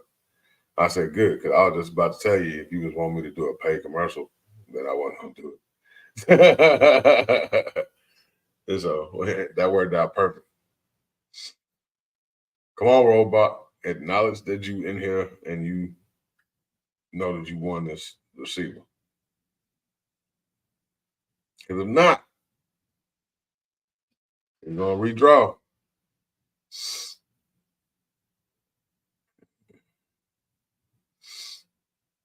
Yeah, Dennis. You know what I'm saying? If you want me to be like some of these other guys that's going to give you a pay review that have never said nothing negative about a product in their life, then you're looking at the wrong guy. Because if I don't like it, I'm going to tell you that I don't like it. And if you don't like that I don't like it, I don't care. All right, Roblox. All right. Just make sure. But yeah, I don't do that. Look, he said spin the wheel again. He's here. He confirmed it. He's here. But I don't like cats that do pay reviews. I don't respect them because I know that when you tell me, oh yeah, this is a great product, I know you're full of shit. And so I don't respect it. There's a lot of big influencers that I don't watch anymore because every video they do is a pay review. They don't say nothing negative about guns. And if they do, they kind of glance past it real quick. They're like, oh yeah, I did notice this, but it's a great gun, and they just go on, whatever. So it is what it is, man. Hold on, Roblox. You hold on. Click the link, Roblox. But yeah, I can't rock with people like that. Yeah, once you do that, it's kind of like, it's like, that means you can be bought. You know what I'm saying? Money can make you bend on your integrity and your views. You know what I'm saying? And I can't be having that, man. I can't be having that. Sometimes you get these brothers out here, and it's kind of hard to trust brothers that wear medium shirts all the time. You know what I'm saying? But sometimes you just gotta do what you gotta do. You know what I'm saying? I would say I'm probably the most trustworthy brother with medium shirts on that you will ever meet. Don't be mad. Don't be mad. Hey, man. I won. How about that? Yeah, you won, man. Dude, that's the first time I've ever won anything. And it's pretty dope because you won a receiver that you can't even get no more. Oh, man, that's dope, dude. And I got things I can do with it, too. Yeah, you can't even get that receiver no more. I was just fortunate and was able to get it. And it's sitting in the safe, man. I'm like, I ain't gonna never do nothing with this. Why do I even got it? You know what I'm saying? I ain't gonna never do nothing with it. Yeah, man. Hey, I appreciate it, man. I'm flabbergasted. I was over here playing Red Dead Redemption. I had everything on mute. I was trying to play this mission or whatever, and my phone started blowing up. I'm like, oh, what the hell is this? I thought it was my wife at first. When the wife called, it's over with. You got to push it down. Hey, man, congratulations, man. I appreciate you, man, for real. Hey, yeah, I appreciate you, brother, man. You did the meetup, right? You said what? Hey, come on now. It's in my backyard. Oh, okay. You know what I'm saying? I'm 2 hours from where it's at. Drive time. Okay. So you got the cheat code like I had when we was in Nashville. When we was in Nashville, hell yeah. And Zach gonna be right around the corner, but like I'm literally like 2 hours, 2.5 hours. Okay. Well, shit, we'll So, see you there then. absolutely. I might have something done by the time. I might have something in the works by the time that happened too. So. You got plenty of time to make it happen too. Oh no, you and me though, we can get something done real quick. Oh hell yeah. You get something done real quick. So I'm gonna tell you how quick I am. So they just announced the 6mm max at SHOT Show. Yeah. I got the barrel sitting right there. Ooh. What's up with the remember I shot the A6 no, not the A6, but you had the blackout. What was it, the A6 blackout? Yeah. Man, I'm waiting on that. That's what I need. You got it? Bro, I've been building them. So what I need to do is everything you shot at the meetup is available now. Okay, so that's what I need to get. I need to get that blackout. Because I mean, the 300 blackout, yeah, it's cool. But if I'm gonna spend some money on the blackout, I like that because yours was shooting like butter. Yeah, I appreciate it, man. And I know ARs, man. So that's my thing. If it's anything, like I know, like Tap, he hit me up with the pistols, and he let me know a whole lot of stuff was going on with like the different triggers and stuff like that. But ARs, man, that's my thing. That's my thing. Yeah, and I know you know your thing. And I've had people tell me, like, of all the ARs I've shot, I've only had 2 people that built ARs that run like yours. And it's hard to decipher, which one's better. Because, I mean, we both, from what I hear, you build a hell of a machine yourself. Thank you, man. I appreciate it. You gonna shoot it? I'm bringing it at the meetup. I'm bringing that down there. So it's definitely gonna be there. Definitely. Oh, for sure. And the 6 Max, man. So the one I had to meet up. That one was one of my Panther guns. So those suppressors are welded onto there to the barrel. So those are one guns. Oh wow! That's an NFA gun. Now I can build you one without the suppressor, but if you want the one that I had to meet up, that's one of my Panther series guns, and that suppressor is welded on there. That's a one stamp gun. I'll probably want to get one without the suppressor because I want to put that because my Surefire will be out. My 7.62, my 30 mil, 30 cal Surefire will be out of jail 6 months maybe. What gun you gonna use that on? What I got right now, my baby, my Geisley. You ain't finna use that on no A6. No, I ain't gonna use it on no 8. I can't use it. So what is that? That's not 30. That's not a 30 cal. I'm not hip to the A6. So what? A6 is a 338 projectile. Oh shit. Yeah, that ain't gonna work. Yeah, that ain't gonna work. No, matter of fact, we're gonna have to keep that on there because you ain't gonna have nothing for it then. I ain't gonna be able to find nothing for it, so I'll probably keep that on there. A rugged Alaskan works on it. That's what's on there. Okay. Yeah, just keep it on there. Just keep it welded on there. Just keep it welded on there. I just have to wait for it. All right. So I'll when you're ready to get it, let me know. We'll talk about price and stuff, whatever. Hit me up. We'll talk about price and everything, and then once you drop the paper on it, then I'll go ahead and send it and get it welded. What trigger you got in there? That one is a hyperfire trigger. I run hyperfires and everything. Okay. All right. Hyperfires and everything, but that's not their regular hyperfire. That's one they upgraded cassette style joints. It's like a 2.5 pound trigger. Oh, you take 2.5, it make my fingers tingle a little bit, boy. I'm over here trying to do this shit. I'm telling you, man, because like that's my thing is triggers. Like I love triggers, man. I love trigger. Geisley and like Blackout Defense. They do a whole lot. They doing what I don't like about Blackout Defense is what they did when they first came out with their triggers. Their 0 triggers. They was $160, and then now they $230. Oh yeah. I decided on the AR-10 platform I was going to go with that type of trigger. But the 8.6 joints, yeah, it's all of them going to have that same trigger in them. I just hate that around here we ain't got nowhere to shoot it. Like back home, we really don't have nowhere to shoot that. Like we got a 500 range out in the country, but I want to stretch it out, but it's literally nowhere to stretch it out. It's not what you really not gonna want to stretch it out past 6, 7. Past 6 loses effectiveness. Out to about 7. So it was designed. What it was designed for was to double the effective range of a 300 blackout. Blackout. Yeah, okay. Now 300 is really effective out to about 350, and the A6 it's still slapping like that at 700 yards.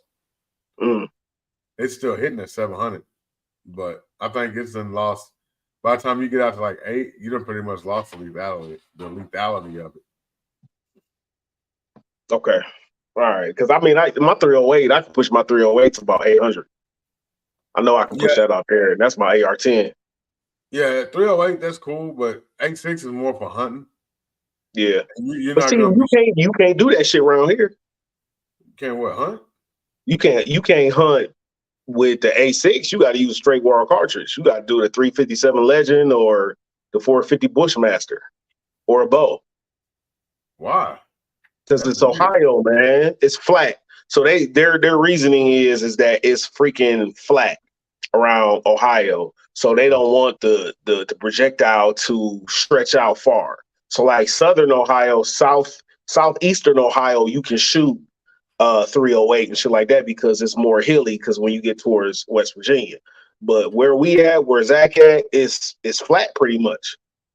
So they don't want the projectiles to stretch out far. So I mean, it's dumb. But I know a lot of white boys that I work with that's from Ohio. They just shoot bow. That's my next foray. I'm trying to get in that. Oh yeah, that A6 is mean, bro. Hey, what's up, pimp name Sir Slickback? How you been doing, brother? Dennis Dixon, hit me up on IG and we'll talk. Yeah, Dennis Dixon, hit me up on IG and we'll talk. But yeah, that A6 is like. Did you see the animals they've been killing with that? No, I haven't seen. I haven't really been like on it like that.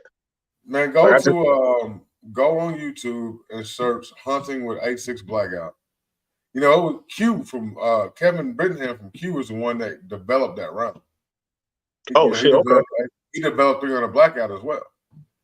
And so he literally took the 300 blackout and made it in an AR-10 platform. So what 300 blackout is to 5.56, where it's just a barrel change. Yeah. That's what A6 blackout is to 308. It's just a barrel change. That's all you change. Okay, yeah, I can give that. It's a modified 6.5 Creedmoor cartridge that's cut and widened to hold a 338 projectile. Okay, I got you. Yeah. I got you. Who makes the ammo that you get? Huh? Who makes the ammo that you get? Where you get your ammo from? The people that originally manufactured the ammo, Guerrilla Munitions. Okay. So nobody else make it? Yeah, Guerrilla makes it. Fort Scott makes it. Discreet Munitions makes it. There's a bunch of people that make it now. Okay, all right. I'm just trying to figure out what you got in your safe. Yeah, what I got in my safe is I got some Discreet, but most of what I got is Montana Black and Guerrilla. That's mostly what I have. That's what's up, man. Hell yeah. Yeah, man. And that round is you shot it, so you know how it suppresses. Oh yeah, it was beautiful. It was beautiful. And you know, I hold my any rifle that I'm shooting, I'm holding it. I'm pulling it into my chest. You know what I'm saying? I'm pulling it into me, and when I'm pulling the trigger, I'm literally trying to feel. And my boy always told me, he was like, "Don't call it recoil, just call it the cycle." Because when you call recoil, you trying to brace for something, right? Yeah. You're trying to brace for something. When you just know that it's just the gun doing what it's supposed to do, is cycling. It's basically like, okay, I'm just going to absorb this cycle pattern, and then you can actually time it, especially with pistols. You can time it and that lets you get back on target. And that's what Right. a lot of people don't. I want to say they don't want to realize that the cycle pattern and actually feeling that cycle pattern will actually make you a better shooter. Right. You see what I'm saying? So everybody bracing for the recoil, and you bracing for the recoil is really gonna mess you up in a lot of instances. So yeah, usually when you brace for the recoil, like that's even like shooting handguns. When people prepare for the recoil, they do that little before they pull the trigger. And then they be hitting low, and they're like, why am I hitting low? It's because you dip before you pull the trigger. You anticipate. And I tell my students all the damn time. I tell my students all the time, I say, hey, when you shoot low, you anticipate, and I'm gonna be looking at you, and then you gonna be looking at me, and I'm gonna be looking at you because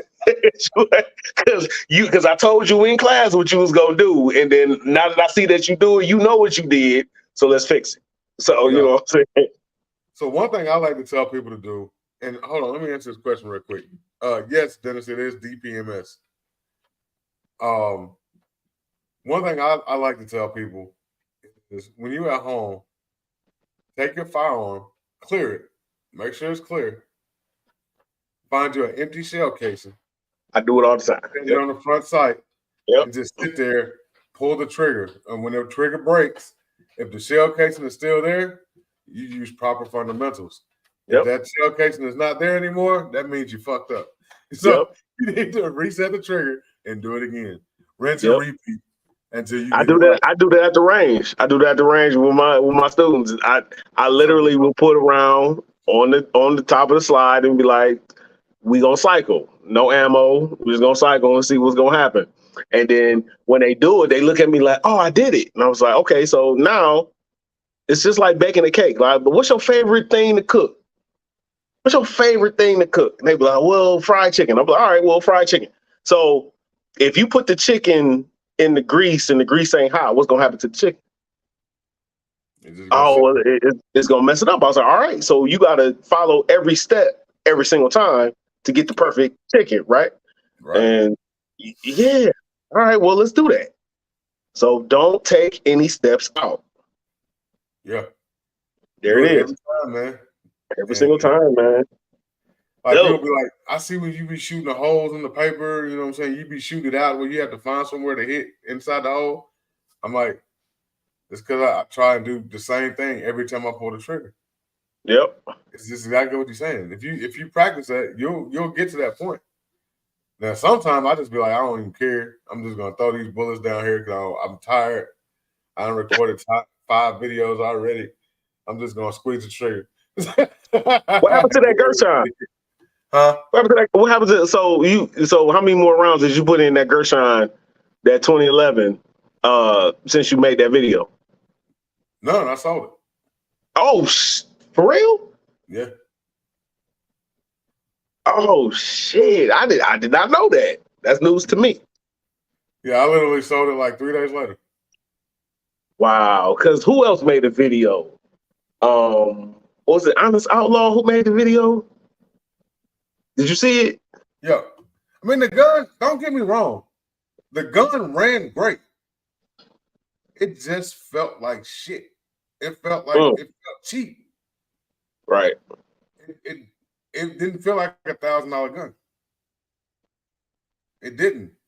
And so for me, it was like, yeah, that gun ran great and it looked pretty cool.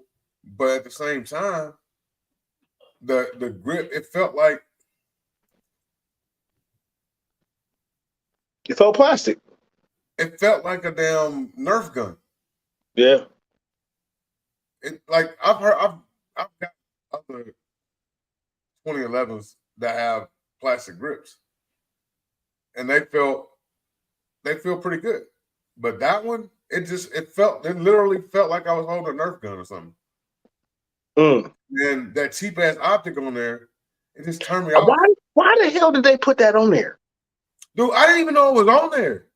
The picture of the gun before it got sent, it didn't even have that on there.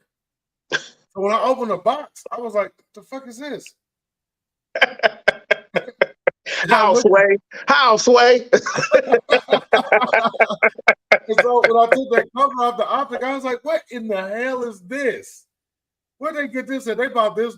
They went straight off AliExpress with that optic." I watched the video, I said, "What did he say?" I had to rewind that part. I'm like, "Oh hell no, man!" I don't even understand why they put it on there, knowing it's so That many part other right there good optics out there. You said what? Yeah, man. And y'all big gorilla paws having asses, you and Big Zoe. You see that right there? I let Free Armor feel a lot better and look better. Yeah. I already know, sir. I already know, sir. It's only like 3 guns. It's only like 3 guns that I'm getting this year, man. Look, I'm gonna try to be cool. He said T-Move Tactical. Hell no. Yeah, I think you could get a better optic off of T-Move, bro. You probably could. Man, that optic was garbage, bro. It didn't have no way to adjust the brightness. It didn't have no power button. That's why I got rid of I had my first Canic that I ever bought.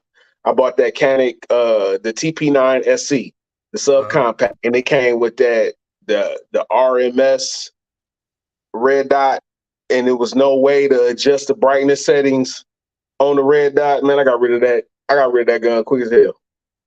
Man, I've had some cheap guns, and the grip on that gun was the worst. I would say that gun was maybe a $600, maybe $700 gun. But there's no way in hell I'd give you $1,000 for it. Mm. I think the Thesis might be a little better than that one. Yeah. When theirs dropped. It's crazy because I'm Not From This Planet came in the shop one day, him and his boy Paul. And Paul had this other Gerson 1911. Dude, that thing was freaking immaculate, bro. It ran super smooth. It felt good. Had the metal frame. It felt good. And then I think about that one, and I'm like, why the hell they do that with this? Because they rushed it. They had to. They had to have rushed it. Because anytime your quality ain't where it need to be, especially when you have other guns that are of quality, like their Beretta clones and stuff like that. Yeah, it's got to be because you rushed it. Yeah, you're just trying to get it out there because everybody want to jump on the affordable 2011 craze. Yeah. See, like he's about how was the optic that came on the Alien, bro? That optic that they had on that Alien, I think it was Trizicon. I got to shoot the aliens at shot. All of them. Oh, that new one? All of them. So the one that they got, that just the newest one that came out, what was the difference between that one and the older one? Man, I don't even remember what the difference was. Honestly, looking at them, I couldn't even tell a difference in the two. It said something about something on the slide moved. It was something about the slide. Yeah. That moved, but I don't remember what it was. I was kind of having a language barrier with the guy because he didn't speak that great of English. Oh, okay. But shooting the older one versus the new one, I really couldn't see a difference in the two. Damn, Mike Hand. He said Thesis just recalled their 1911. Yeah, they did. They did. Oh, wow. Did. Oh, wow. Yeah. I think go ahead. I was going to say when they recalled it, they said, do not load the gun, do not attempt to chamber around, and do not shoot the gun. Oh, shit. Oh, shit. Put that motherfucker down. Step away from the gun. Step away. I think PSA won SHOT Show. Oh yeah, for sure, no doubt. PSA literally won SHOT Show, and it's not even because the amount of guns that they are potentially putting out. what they did was something that smart gun like companies should understand, because you got a multitude of gun companies that will literally put out a gun that nobody asked for. Yeah. And then everybody's sitting like, well, who asked for that? Why is that? And then they wonder why this gun is not selling, because nobody asked for it. Right. PSA was like, we're going to put out a voting thing where you can be like, hey, which guns would y'all rather see? Yeah. It's revolutionary, but it's simple and should have been thought of a long ass time ago. Yeah. Mike, he said that the hammers were falling while the slides were back. What? Oh. How the hell is that even possible? Oh. Oh. How the hell did they pull that off? What kind of voodoo did they do to make that shit happen? That's that turkey. That's that turkey. They trying to keep up with. They trying to keep up with Kenny. I shot a lot of Tisha's guns while I was at SHOT Show. They 2011s. They 2011s are fire. I actually held the gun store down here it's called Lotus Firearms. Real big, nice store, high end. I actually held an Oracle for the first time. I got to shoot that while I was there. I didn't get to shoot it, but it was the Glock 19 size one. So I'm gonna tell you this right now, Roadblock. Yes, sir. I haven't dropped a video. I got a video on that gun from SHOT Show. I will tell you this. I'm gonna give y'all a spoiler if you're in here tonight. That was the only gun that I shot at SHOT Show that jammed on me. Oh, it did that shit last year. It jammed on me. The second round I fired, it jammed on me. Did you look at dude and then he look at you? Yeah. I was like, yeah. It's 2023 all over again. I'm telling you, because it failed on a lot of people last year. Yeah. As a matter of fact, the video I did, I just put out it was our first time at SHOT Show experience. Yeah. I just dropped it, I think Friday, yesterday. But that video, there's a small clip in there of me shooting some guns at the range, and that was one of the guns, and it jammed in that clip. Did you go by Walther? Did you shoot? No. Man, I'm not a big Walther fan, man. You need to be. Yeah, I'm not a huge Walther fan. I mean, their guns run great. I don't really care for the designs. I think they're just too big and blocky. I freaking love it. Mm-hmm. Especially them steel frames, man. Them steel frames they do something. They some serious business with them steel frames, man. You know what I did shoot? And what's that? I was already like, the gun is fire, but when I shot it, I fell in love with it. The damn Shadow 2 compact. So I could have got one last year. I could have got one, but I got a Shadow 2 already. So I was just like, what would this gun be used for? EDC. I'm not going to EDC that, though. Bro, it's small enough. It's about the size of a Glock 19. Actually, it's probably a little bit smaller, as far as like thickness and stuff. And I fell in love with that gun. No recoil. The trigger is phenomenal. It feels fantastic in the hand. It's a fantastic gun, bro. I have a PO1. And my PO1 is one of my favorite guns. But if somebody told me, hey, I'll give you this right here for your PO1 and a little bit of cash, that PO1 will be out of here. See, I have and the only reason why, because I got a Walther Q4 steel frame.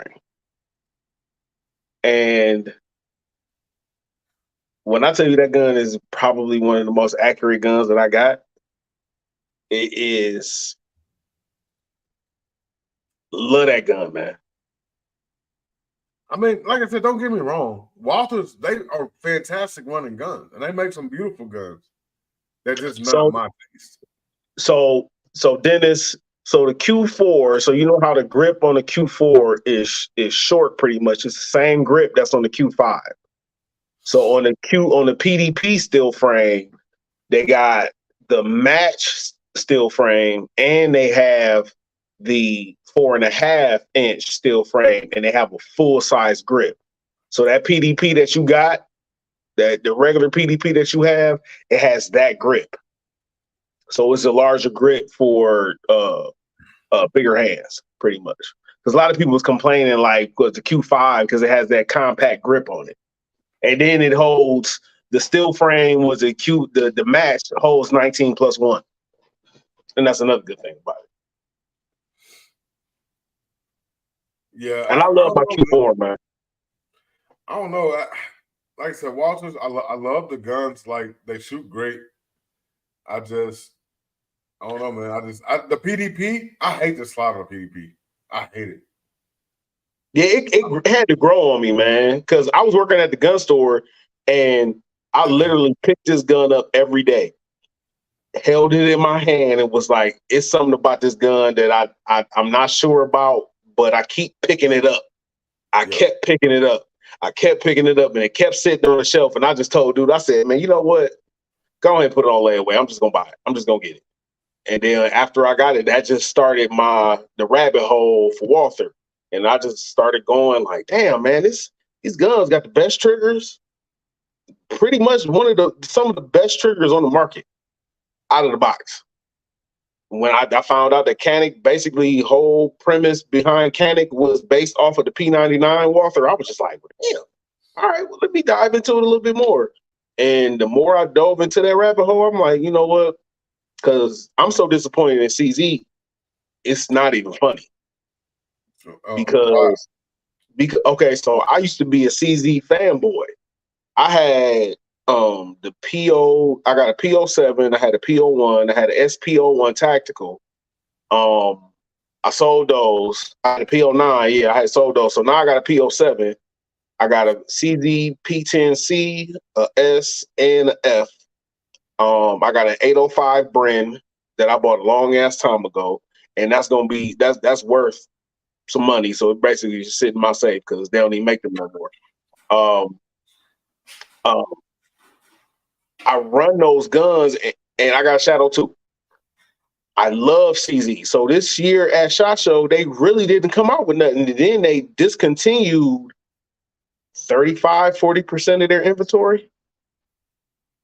So they don't even make half the guns no more. So they bought Colt, and after they bought Colt, and they've had Dan Wesson for a while now, like 3 years, and they bought Colt, and then it just seems like they just stopped making firearms, and I just don't understand it. So for me, like I hear, you hear about these companies like CZ bought Colt, CZ bought Dan Wesson. So for me, when that happens, that removes everything that made that gun what it was, and it takes away from it. Because that's no longer a Dan Wesson, that's a CZ. And you can say, well, it's still Dan Wesson's factory, blah, blah, blah, but Dan Wesson ain't touching them guns no more. Oh, no. So Dan Wesson, they still produce the guns. They're just under the CZ umbrella. Okay, so Dan Wesson's still touching the gun. Yeah, they still touching the gun, just like Colt. Colt still touches the gun. They're just under the CZ umbrella. Because that's like when Barrett sold Barrett, they sold Barrett. Oh, yeah, they sold Barrett, though.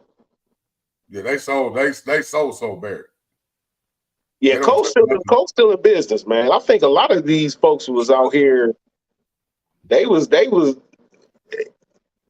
when you dealing with the gun, and you know more about the gun industry than I do because you in them circles and stuff like that. But it's a precarious situation out here. But like, I'm out here and I'm in the industry, and I know people, and I know how stuff move in the gun industry. You know, we've been talking about that this the last couple of days, and even over at SHOT Show we was talking about it. You know, people talk about, like, I got a new guy that's making my receivers for my Gen 2 guns, and he makes receivers for 3 big manufacturers.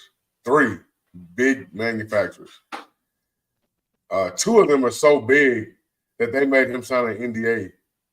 Oh shit. Yeah. Oh shit. When you say NDA, that tells me everything I need to know. Yeah, they made him Like, sign an NDA. Nothing. And then the other manufacturer, he told me that he cut their receivers, but he wanted to send me.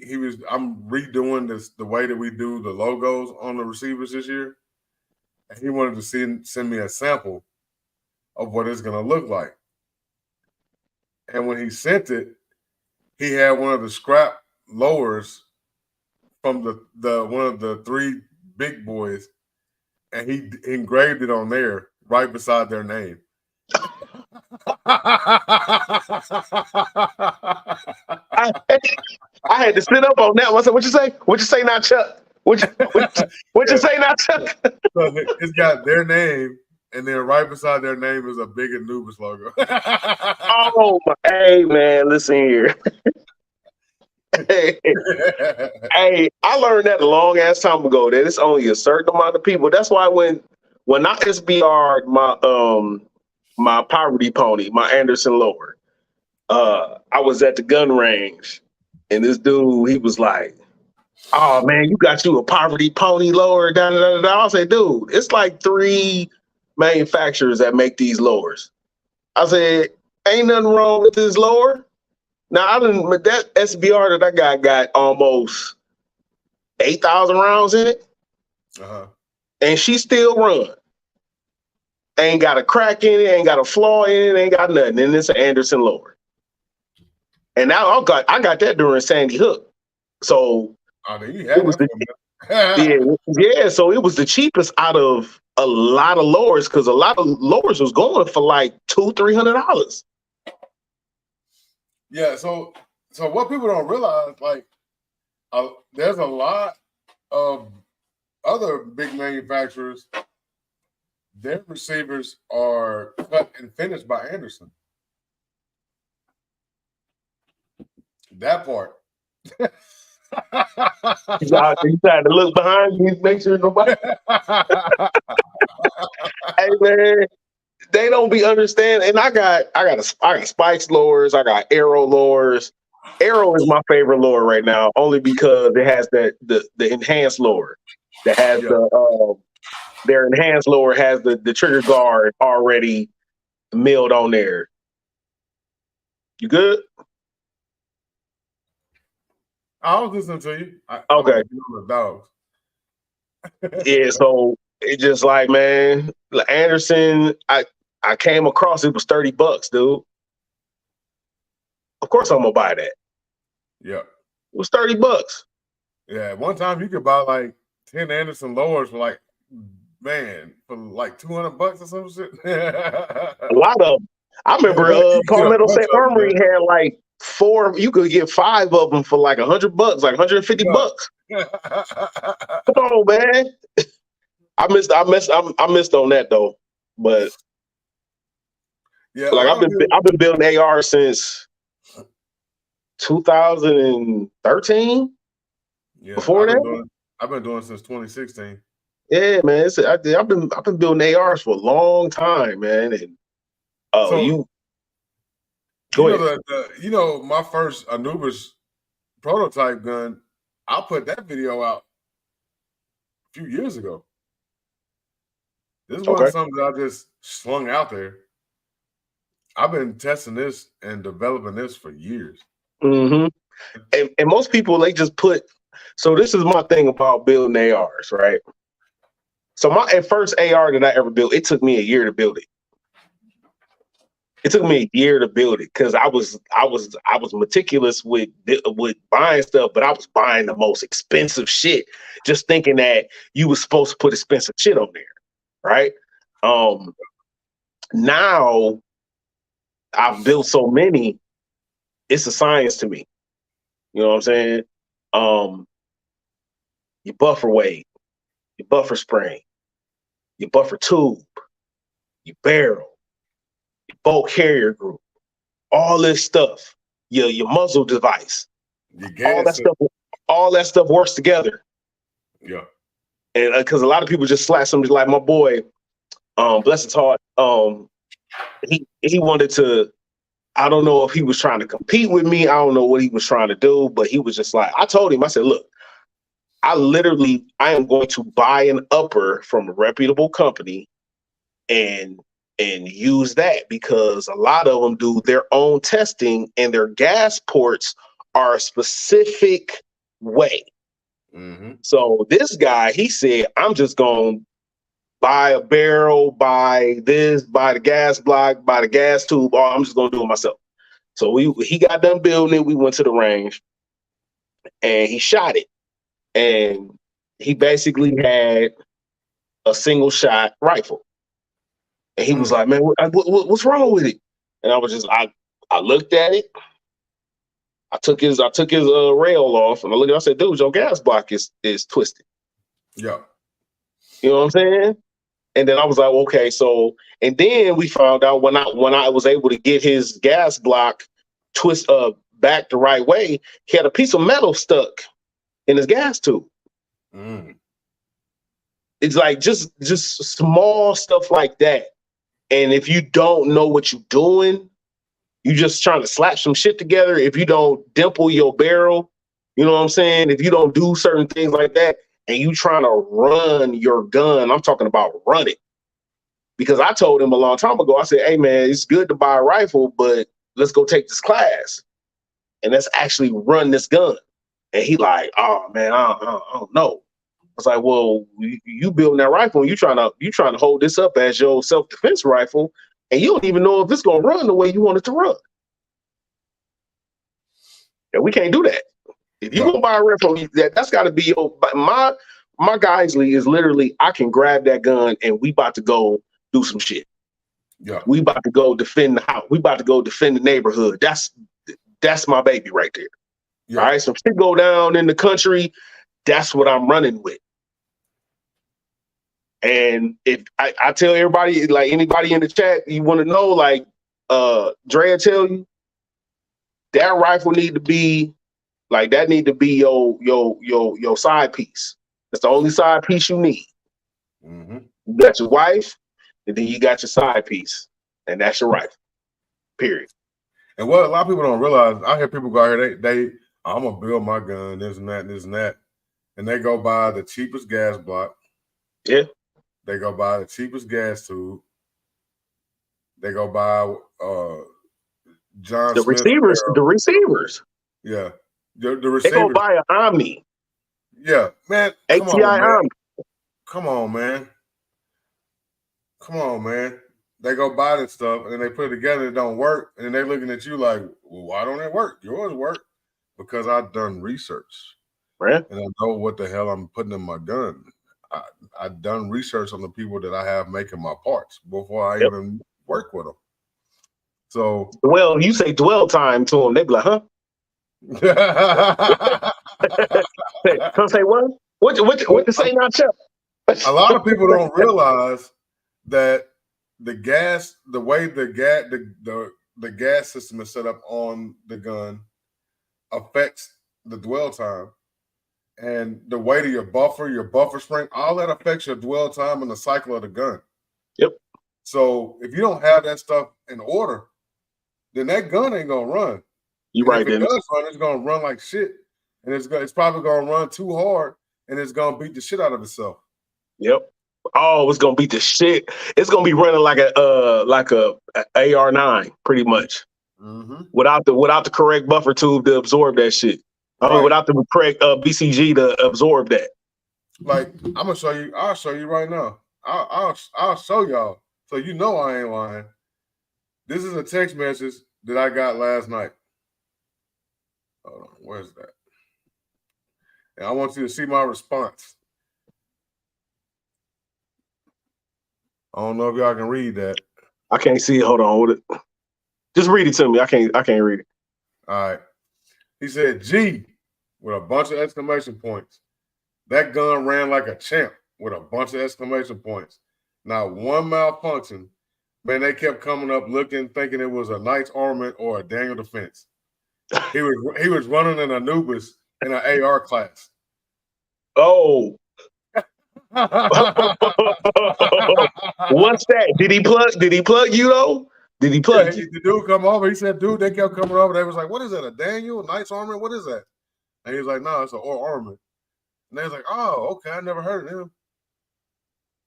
Pass out the cards. Pass out the cards. You heard of him now. I'm telling you, you know what I'm saying? So that made me feel good that he was able to take that gun to a class and run the hell out of it in the AR class. And it performed. You know what I'm saying? Mm-hmm. So it's like, when I called him, I was talking to him, he was like, dude, he said it was crazy. He said, I was sitting there double, like going back thinking like, is this really happening? Because the gun was shooting so soft and so flat that they was doing like the up drills, like bill drills. Yeah. And they was doing just coming up, pop, pop, pop, pop, pop, pop, pop, pop, pop, pop. And he said the damn groups was like 5-shot groups was like that big. Mm-hmm. You know what I'm saying? Yeah, man. Hey, you get that like Body by Oliver. Who? He from Texas. Dude, Body by Oliver. Man. So okay. Anyway, we'll talk later. So I went to a class that he had up in Michigan, and so it was a bunch of dudes from Michigan, a couple of dudes from Ohio, whatever. Everybody got their ARs, a bunch of brothers up there, and we running you got people that had their Daniel Defenses, you had a couple BCMs, you had some basic Smith & Wesson, stuff like that. And what you saying is true. When somebody go up there and shoot and you do the bill drill or you do sustained fire and you put rounds in one MOA, two in the 1.5 MOA, you in a sustained rapid fire and people and your barrel don't move, people gonna look. They gonna see what you running like. Oh, okay. So I had one dude, he like, man, what muzzle device you got on there? Because it was one dude, he had some crazy muzzle brake that was loud and obnoxious or whatever.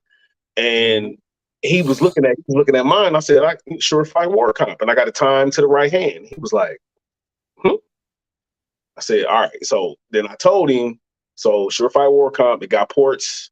It's got ports that basically do this, and you time it to the right. So it go up and one to the right. So normally when you shoot an AR, it does this. Yep. And when I told him that, he was just like, oh shit. All right. So it's not going to be super obnoxious to somebody that's next to you.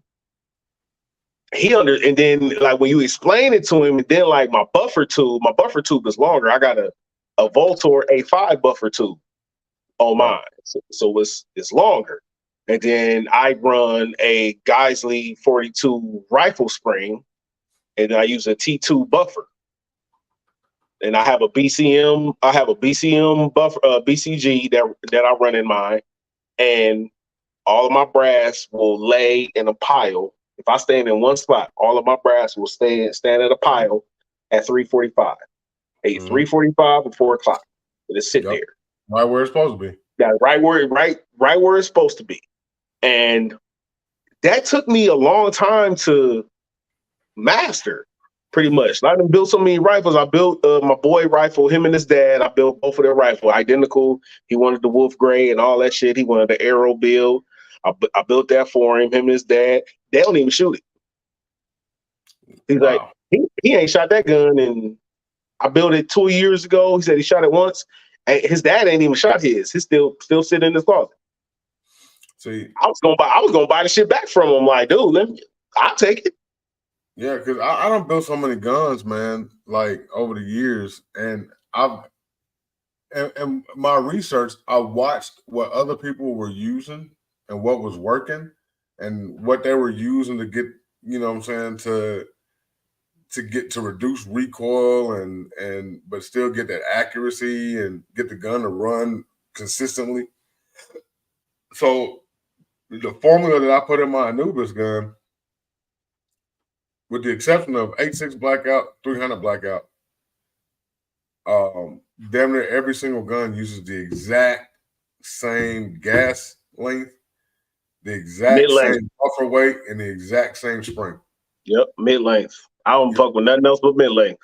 Mid-length gas with a flat wire spring. Yep. And I'm not gonna say what buffer weight I use, but it's not a standard buffer weight. And it should never be a standard buffer weight. I don't give a damn. If you use a mid-length, it should never be a standard buffer weight.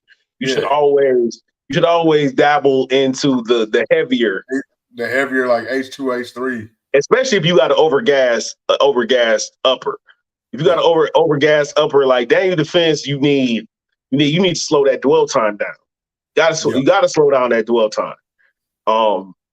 And your muzzle device will help you with a lot of recoil, but how you hold the rifle is essential too. Yeah, a lot of people I see hold them like this. Yeah, man, and you're not doing that right here. You just holding it. You stretch it out. Yeah, you just holding it. Pull it into your chest. Yeah. You should be able to drop your hand and hold that rifle into your chest. You should be able to drop your trigger hand, hold it right. And I see a lot of people holding the pistol grip like this. And I mean, some people I see clamp all there, but some people it's not comfortable for them. But I tell people it will be comfortable if you do it more. You know what I tell people when they talk about the comfort? If it's comfortable, you're not doing it right. That's what I tell people when we working out. I'll be like, shit, if you feel good, you ain't working out right. Yeah, if it's comfortable, you ain't doing it right. Right. It should be uncomfortable for you because you're not used to holding your hands like this. Mm-hmm. So if it's uncomfortable for you, that means you're probably more than likely doing it right. If you're holding it and it's super comfortable for you, and you're not somebody that shoots normal, like if you shoot like this, every time you shoot, that gun's gonna do this. Yep. But if you C-clamp that thing with your thumb on top, you can pull it into you, and you can use your thumb to keep that muzzle down. And so, yeah, it's not going to be comfortable until you get used to doing it for a while. Until you get used to it, yeah. Until you get used to it. Once you get used to it, it's going to be second nature, and it's going to be no problem. But that's just like when you tell people to run them thumbs forward on the side of a pistol. They're like, but my thumb's going to be right there. So, and? Right. You can put I got a couple people that was teacupping in the class, and when they teacup, they be like, well, it's like, why does the gun kick like that? I said, because you ain't holding it. you basically just shooting and you letting the gun dictate to you where it's gonna go instead of you dictating to the gun where it's gonna go. Right. So, like, even my wife is learning now, like, holding that AR, because I built her own. Like, I had one from a while ago that I just repurposed for her. And so, like, it's 14.5 inch, you know what I'm saying? It's a BCM build, and she loves it. And I got a 12.5, I got an Aero Precision 12.5 inch or whatever that I built long ass time ago. That's I probably am going to do something with it because all of my lowers are the same. All of my lowers are built the same. Every lower has a Geissing trigger, flat face, either a SD3G or a SDC, or whatever it is. It's going to be a Geissing flat face trigger. So the manual arms, or I know what trigger I got inside that gun, and that's what I normally run. But I never buy a Geissele trigger full price. I always buy it on the black days, which is Thanksgiving, Halloween, Christmas, and President's Day. February. You said what? You said the black day, so February. No. No. But they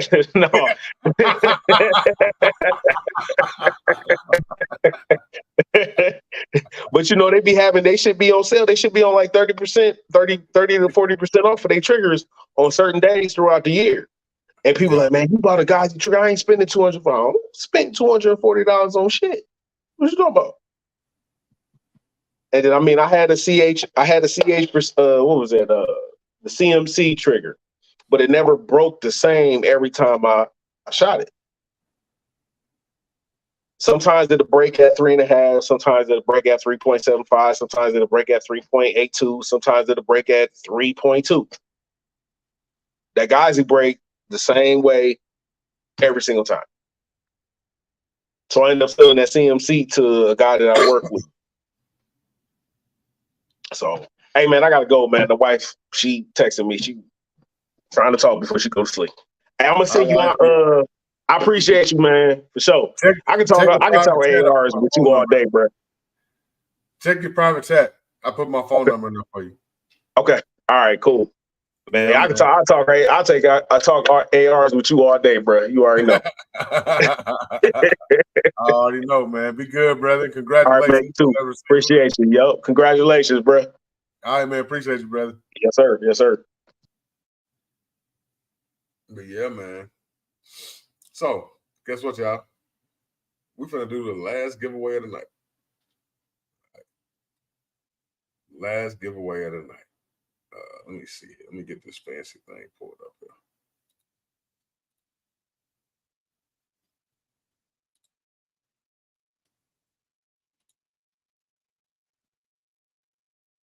All right, y'all ready?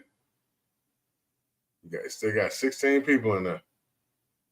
So hope you're still in here.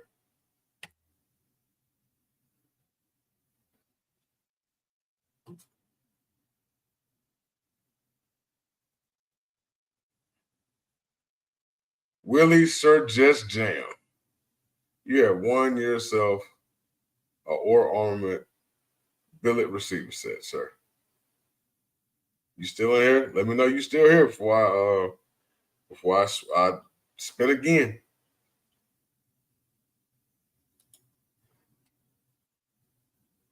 Yeah, man.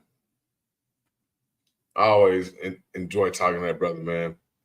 We can chop it up about ARs and stuff all day long, man. He know what he doing. He builds some damn good guns from what I hear. I haven't had the chance to shoot one yet, but he builds some damn good guns from what I hear. I'll be finding out come June. Believe that. Yes, sir. And Dennis Dixon, make sure you hit me up on IG, brother. Wiggins, I saw what you said, sell you that honey badger. I'll sell it to you. I'll sell it to you. It's a 2-stamp gun, so it's going to be sitting there for a while. But I'll sell it to you.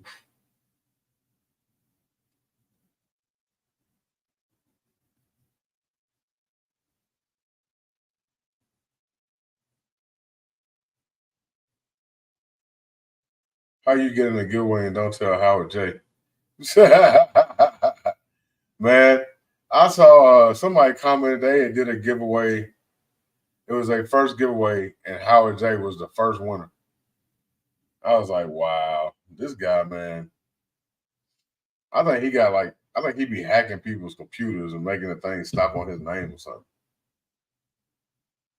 Because there ain't no way nobody gonna win that much. That dude, he always winning. Yeah, man. Congratulations to all our winners tonight. Appreciate everybody coming through. Y'all be holding your boy down, be rocking with me. And I appreciate all y'all, man. Y'all family, man. That's why I don't call y'all subscribers. I call y'all family. Because y'all family. That's what y'all are. You know what I'm saying? That's why y'all 357 fam. That's why when I comment back to y'all, I always say something like, what's up, fam? Or brother, whatever. Because y'all family, man. That's what it is. D-Mac, I know you don't got IG, I don't think. Hit me up on Facebook Messenger. I think you have my phone number. I swear I think you got my phone number. But if not, hit me up on IG. I want to talk to you about something. I got something I want to send out to you. I need your address. Oh, well, just hit me up on IG. We'll wrap. But he's the damn devil. Howard J. Damn, he didn't say Howard J. the devil? Shit. Well, I appreciate you busting guns. Got a new member in the building. Yes, sir. Appreciate you, man. Welcome to the family. I need to do a members only live. I hadn't done one in a while. I need to do one. So it don't look like my man is still in here. So it looks like we're going to have to spin again. Look like he done dipped out. See? Caught you slipping.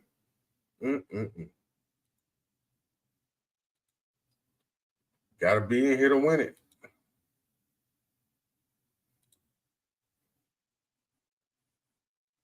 All right. I'm going to do it again.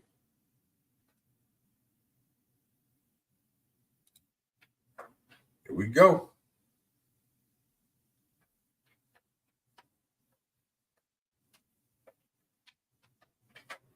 Dennis Dixon. Look at that there. I know you in here.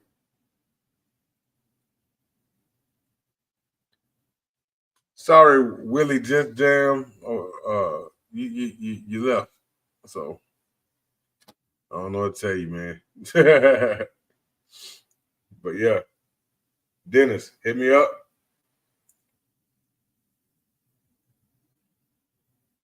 He want to put a shirt on. He want to jump on.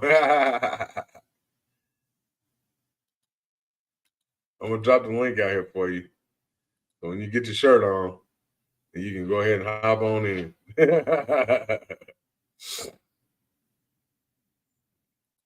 Yeah, man. I definitely appreciate, you know what I'm saying, all the love, man. We trying to make things grow. I said I don't flash this one box a couple of times over here. Hold on, let me see something here. Look at that there. What's up, man? I'm good. I'm trying to mute this sound over here where I won't drown you out. There you go. All right. Man, Dre, I appreciate you. Hey, yeah, for sure, man. I appreciate you, man. You've been rocking with me for a while. Yeah, you know man. So, now the last time at the meetup, I tried to get over, to your section there, but you were trying to set up and everything. And yeah. My way back over. Yeah. But I definitely want to hook up with that 8.6. Okay. Yeah, holla at me. The 8.6, man, that's a fantastic round, bro. Yes. Fantastic. Hey, now have you heard of the FK Bruno? Yeah. I shot one. How did you like it? I loved it. I got one on order. What?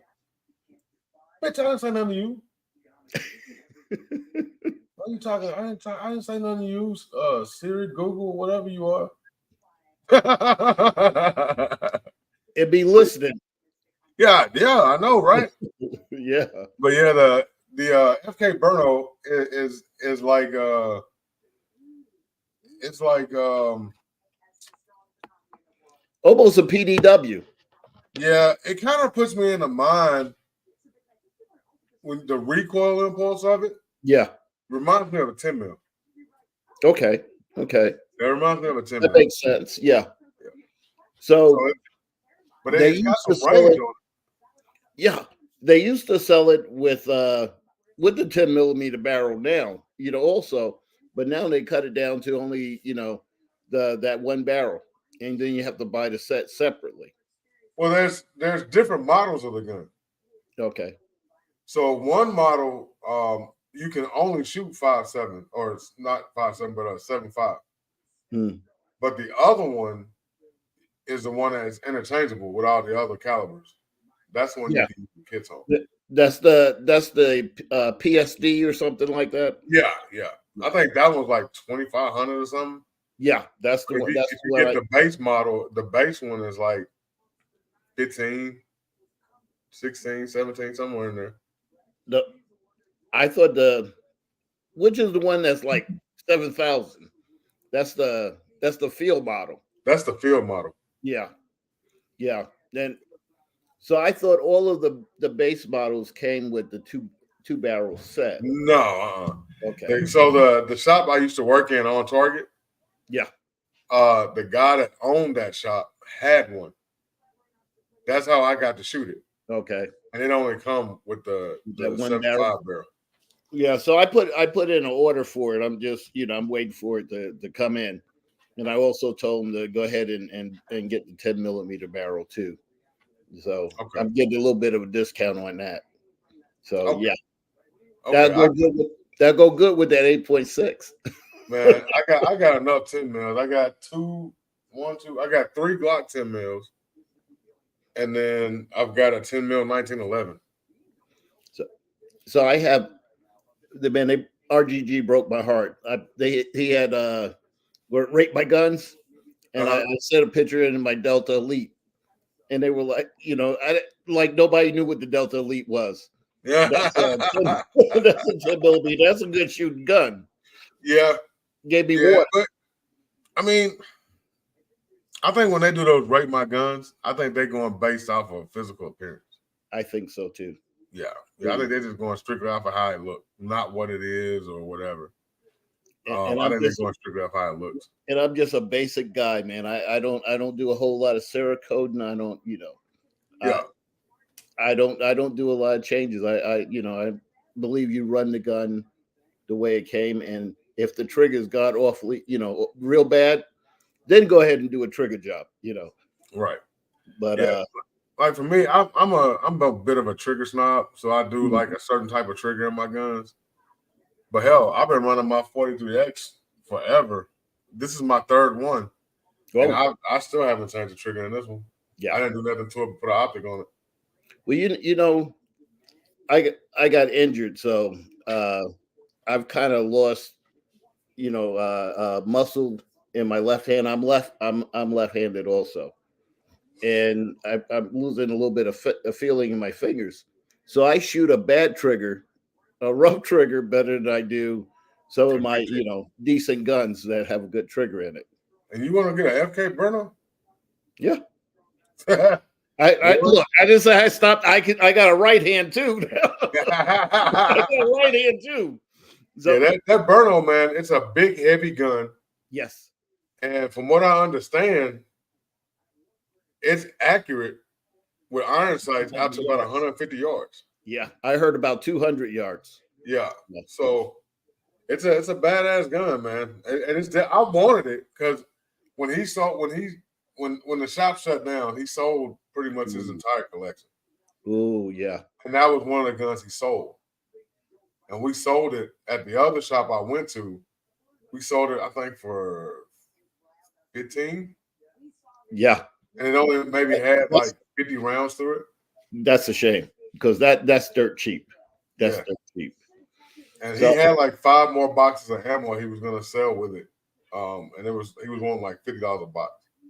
So yesterday I picked up a Jacob Gray. You pick up a what? A Jacob's Gray. Oh, you rich, Dennis. Oh, no. I was on the phone with Jacob Gray last night. Okay. Because I met him at SHOT Show. Yeah. And the cheapest gun they got is like $3,000. My wife's around. It's like 300. Yeah. No, I don't know. It's one of the. I also have an Apollo, but I was going to say that Jacob Gray is like one of the. This guy right here. Are you doing any work on handguns now? Could you do porting on that Apollo for me? I don't port, but I got a guy. Okay. I got a guy. Okay. He's local to me. He's not that expensive. Okay. That when I hit you up on IG, Yeah. you maybe you can hook me up. I don't know if you can see in the private chat. You see there's a private chat right there? Yeah. Click on that. Okay, I clicked on it. That's my phone number. Nothing came up. All right, so I'm gonna put it back in here for you. I got comments, private, private chat stuff. Click on private chat. Yeah. And there you go. Right, I got you. all right. Okay. Yeah, I was trying to get RGG to get up with you too. Yeah, hey, Nicole, can you bring me a pen, please? But yeah, I got a guy that can port it for you. He did a port on a 5-inch Prodigy that was so cold. He put the port in front of the front sight, and he moved the front sight back behind the port. That's tight. Yeah, and man, that thing is sick. And so I almost thought about having him do it to my Prodigy, but I got a 4 1/4. Yeah. If I had a 5-inch, I'd do it. Well, on that Apollo, it's the 5-inch, and they already have the slides cuts in there. So I thought it would be good. Thank you. I thought it would be good to do like. Yeah, you talking about the LFA Apollo, or you talking about the Atlas? Oh hell no! No, excuse me. No, not the Atlas. No. Yeah. I got to go back to what I was saying about not having good feelings in my fingers. I might not be able to tell the difference in the trigger on an Apollo and the Infinity and the from anything else. Yeah, man, the Apollo has a great trigger on it, and I can't wait to shoot it. Wait a minute. Now you talking about the Infinity? At SHOT Show. I think I did shoot one at SHOT Show. You talking about the Infinity, right? Are you talking about the Infinity? No, the Apollo 11. The Apollo 11? Yeah. I've got one sitting right there. It came. So I had the Apollo and another gun. They literally UPS dropped them off 5 minutes before I went live, or 10 minutes before I went live tonight. Now I tell you with that Apollo, what I feel is like sometimes the slide is a little sluggish under recoil. Mm-hmm. But man, you get a tight group on it when it's shooting is accurate. But, Big Easy said put a compensator on it. Do you got a 5-inch or you got? I got a 5-inch. I'm waiting for the 4 1/4s to come in. They put an order in it, but after getting this Jacob Gray in 4 1/4, I don't know if I want the Apollo in 4 1/4. Look. You're a gun snob. No, Silverback, no. Yeah, he snobbed up for real, bro. He a super snob. No, I'm telling you, I'm like a junk collector. I have so many, old polymer frame guns that. So I got to a point where if I wanted to shoot it, if I wanted to see how it shoot, I would end up buying it because where I go, they didn't have a lot of rental guns. Look, I'm gonna tell you this right now, Dennis. I'm gonna tell you this right now. You are in snob denial. Oh no, brother! Come on. You're in snob denial. No, I think RGG is in snob denial. No, you're in. I'm gonna put you through the gun snob test. Go on. Can you pick up 2 guns out of your collection and it'd be over $3,000? Oh, I gotta go. No, I gotta go.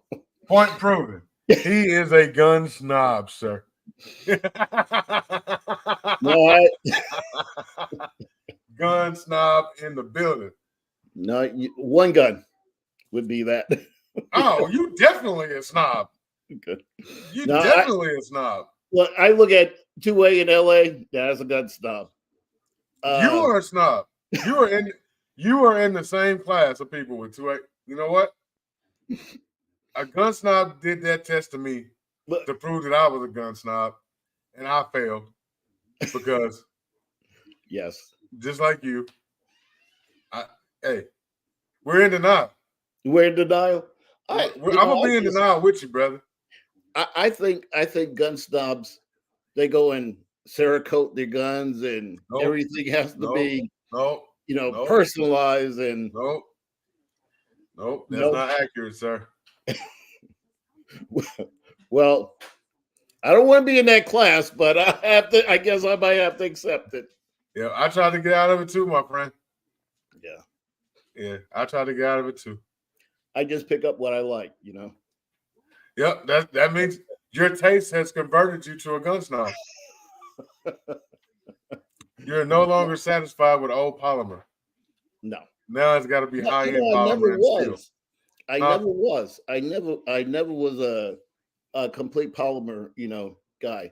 So I remember one of the first guns I picked up was the Browning BDA. That was a 380 steel frame gun. Mm-hmm.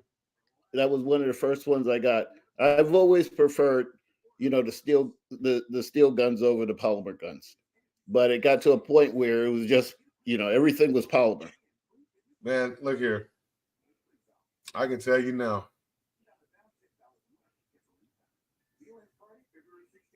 The polymer stuff, that's all I used to want. Yeah. Well, that's what they were marketing to us. And now I'm starting to like all metal guns. Yes.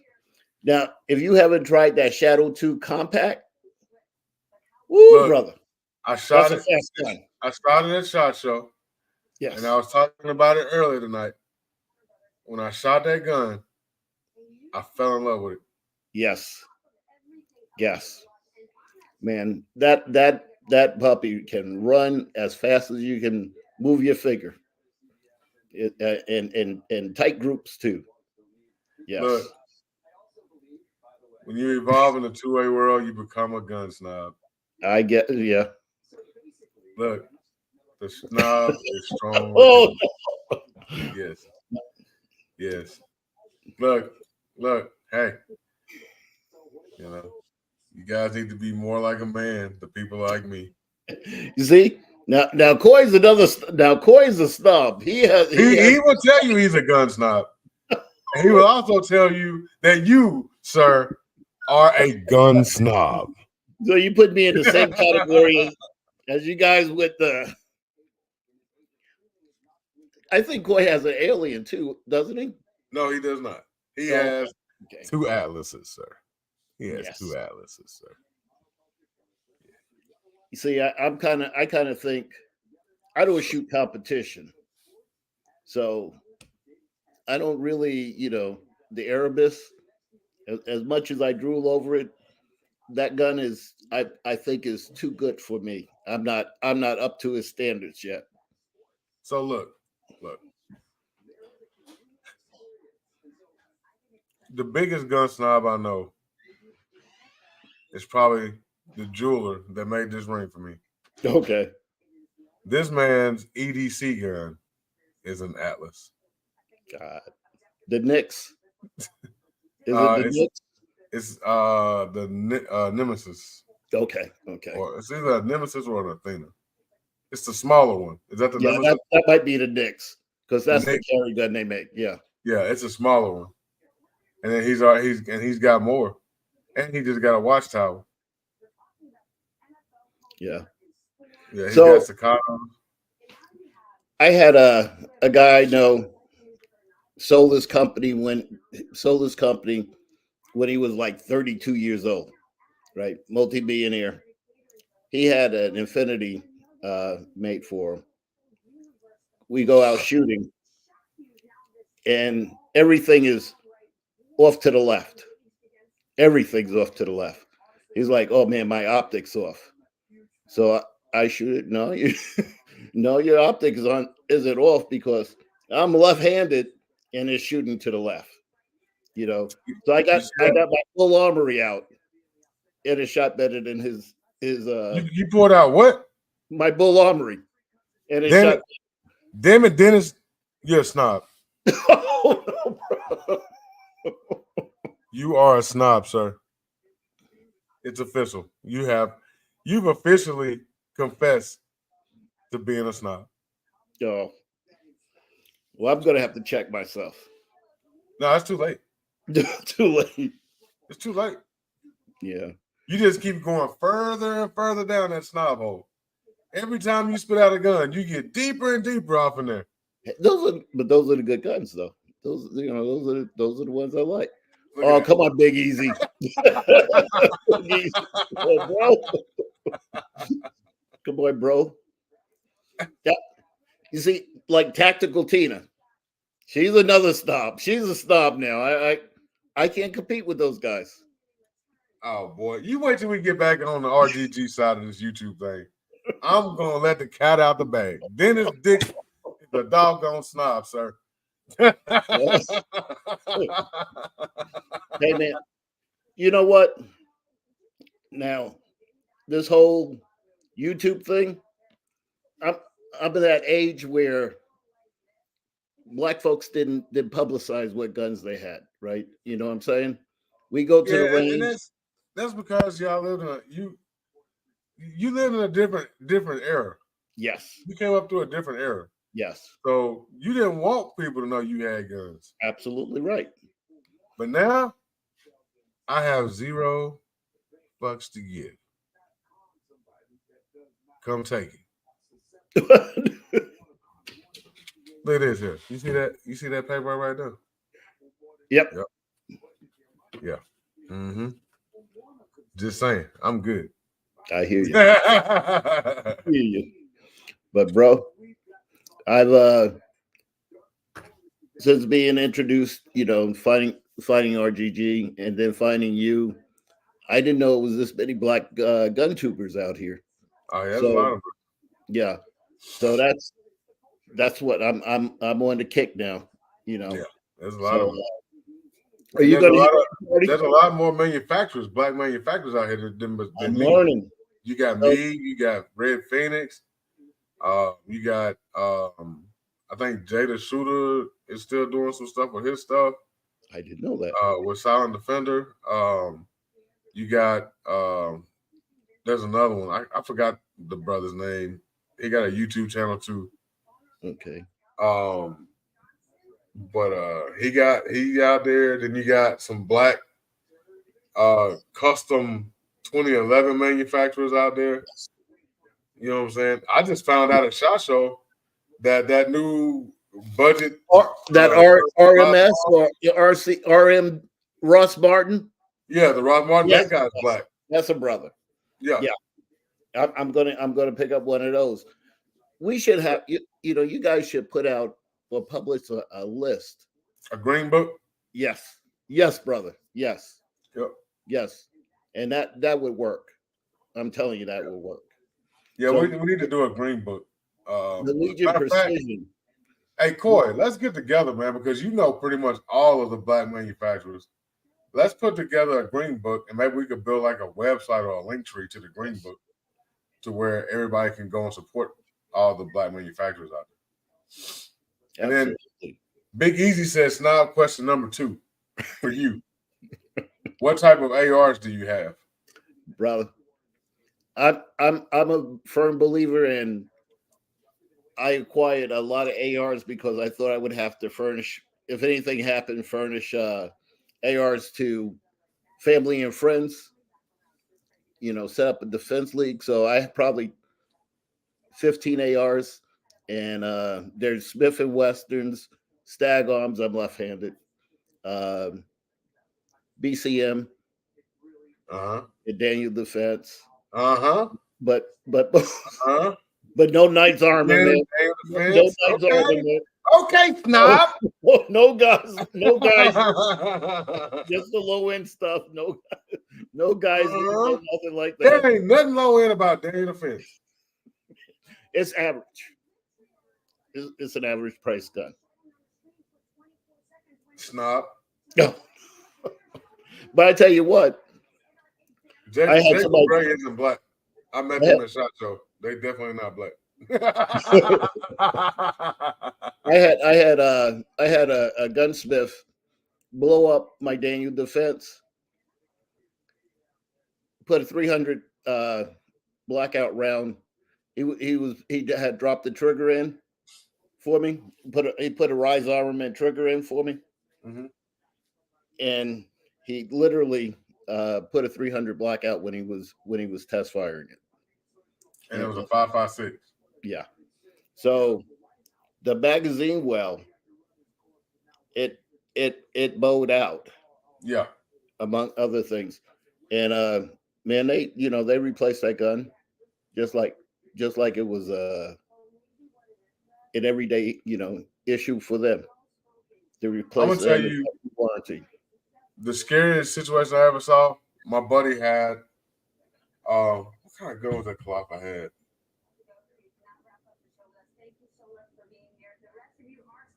It wasn't a Nabisky. It was like a high dollar ass upper on this gun. And he had bought a box of Aguila ammo. And he came out to our range to sight the gun in. And normally, he's in the military, so he uses that, sequence grip. Yeah. But if he was shooting bench rest, he had his arm like this. And God was with that brother. Because when he pulled that trigger, that first round turned his gun into a damn shrapnel grenade. Wow. Grenade. Wow. What he the upper came off of the gun. Wow. And it bowed out the mag well. It separated the chamber or the barrel extension from the barrel. Like, it tore that gun up. Aguila paid to replace it. But what that happened? Had to be a way overpressurized round. Yeah, so what happened when they traced the lot number to that box of ammo? Yeah. Somehow, some of their proof rounds that they sent to the military to test guns made it out into the wild.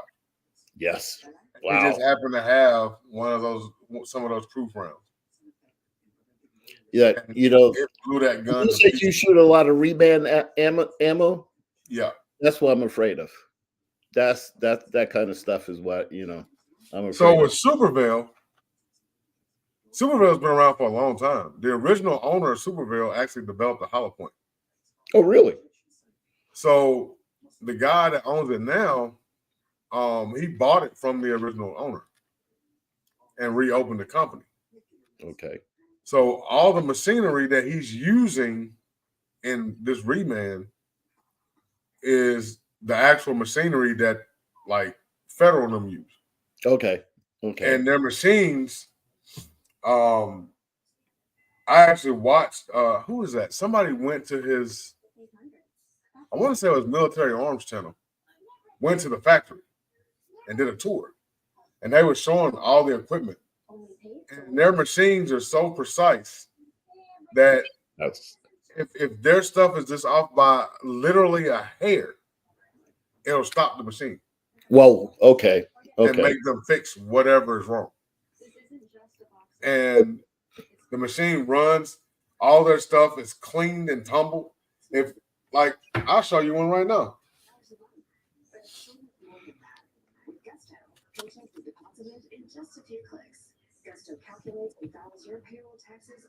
You would never know that was a reman round. So it's been tumbled. Tumbled. Yeah. Yeah. You would never know this is a reman round. And they have a guy, they literally pay that guy. There's a little thing they can test around. Yeah. They drop them in. It's a little gauge. They actually pay somebody to sit there all day. A go, no go gauge. Every single round and drop them in the gauge. That's cool. That's cool. See, that's quality control. You have a little more confidence in that. Yeah, I've literally shot thousands because I was hesitant. They've been emailing me. They emailed me for like a year trying to get me to buy ammo from them. Okay. I wouldn't do it because I'm like, I'm not going to do it. It's Superville, Charles Henry, Superville. And I wouldn't do it because I was like, man, there's no way you're going to sell me 1,000 rounds of ammo for $260 when everybody else was selling 1,000 rounds for like $600, $700, 1,000, whatever. And theirs was still $260 a case for 1,000 rounds. I'm like, there's no freaking way. So one day I was like, you know what? I'm gonna test them out just to see. So I bought some. I bought I think I bought 250 rounds. Okay. Ran flawless. So I bought another 1,000 rounds. Ran flawless. I've been running it ever since. Well, I know that that channel Carry Trainer. He runs it, and That's all he runs. Yeah. So yeah, that's all he runs. He runs it for competition and training. Oh, is that right? Mm-hmm. I'll test some out. Yeah, it's really good ammo. Here lately, I've been buying the SD ammunition. Yeah. SD ammo. That ammo is fantastic. Well, right now I am honestly stuck with Winchester white box because I bought 5,000. I got 5,000 rounds of it. I hate that stuff, man. Yeah, I hate Winchester. I'm not a big fan of it either because you will almost every box I find a couple rounds that either come up with light primer strikes or just don't go off. Yeah, But I got Big Easy. They do not make 300 blackout. 300 blackout, man. That's a boutique round, but it's my favorite. 300 blackout, 86 blackout. Them are my two favorite rounds. Well, I have that S&B. Yeah. 220 grain, 300 blackout. Yeah. That stuff is quiet. I probably have 2,000 rounds of that. I would tell you, if you get a honey badger mm-hmm. and you run subs through it, literally the only thing you hear is the round going through the target and the bolt cycle. Yes. That's all you hear. It's that quiet. So my cheap 300 blackout pistol that I use for alternative season to hunt with, same thing. Hold on, wait a minute. Back up. Did you say turtle season? No. I said hunting season. Deer. No. I don't know nothing about no turtles. I thought you said turtles. I'm like, damn, this dude shooting turtles with a 300 blackout? No. Supervale, bro. Yeah. Supervale. Okay. I'm going to give him a shot. I'm talking to Charles Henry. It's Supervale. But the SD ammo, I started using that because it's somebody from our YouTube community. It's somebody that looks like us. Mm. And yeah, it's a little bit more expensive, but it runs great. And I literally sat on FaceTime with him while he was running a batch. Yeah. And watched him make it. Okay. So I know for a fact he personally makes every single round. And I sat there on FaceTime with him for an hour while he was making the ammo. And that same way that Supervale uses the gauge. Yeah. He was doing the same thing with his. You see, by you being in the industry, you get to see behind the scenes that that people like me we don't get to see. So, we just go by hearsay and just what we can.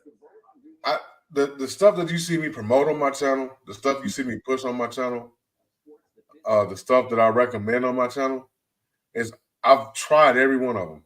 Yeah. And I'm giving you my personal opinion on them.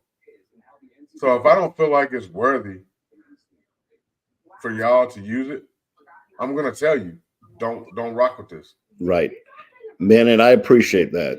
You know what I'm saying? There's so many guys out here on YouTube that all they're doing is pushing whatever is sent to them.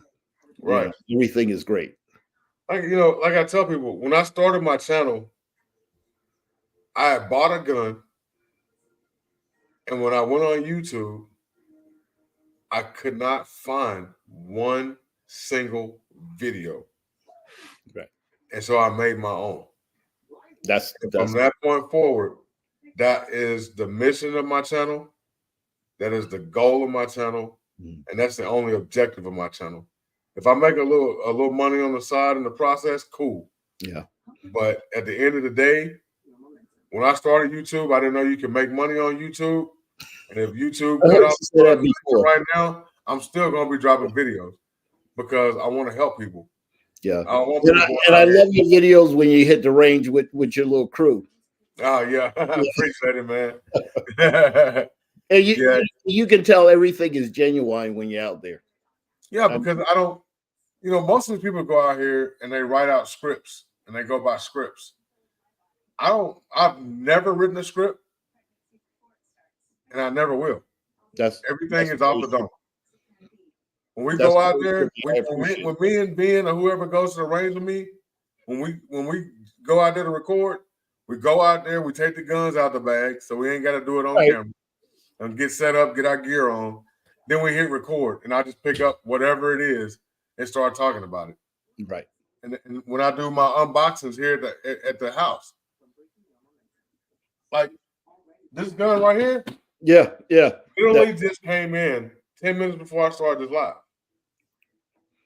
And when I get ready to do the video, I'm gonna pop this little tab off right here. I'm gonna open this. I'm gonna turn the camera on, and I'm gonna open the box and start talking. Now that's a review that I'm waiting to see, because I've heard a lot of mixed stuff about that. I want to hear it from somebody I know is going to give it to me straight. So I've been hands on with the original H9. Mm-hmm. I've been hands on at SHOT Show with this one. I can tell you there's some physical differences in the two. There's a lot of differences in the two. It doesn't even look as front heavy as the original. Yeah. It's a lot of differences in the two. They did keep the trigger. Okay. But they changed up the dingus. Okay. And they kept the sear spring. That's it.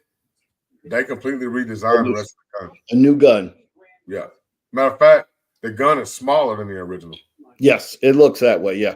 Yeah, it's smaller than the original. If you put the original mags in it, they stick out about an inch. Ooh. But it's still the same capacity, 15 rounds. Man, they're doing something with these magazines now. We got squeezing a lot of rounds in these small magazines. Yeah.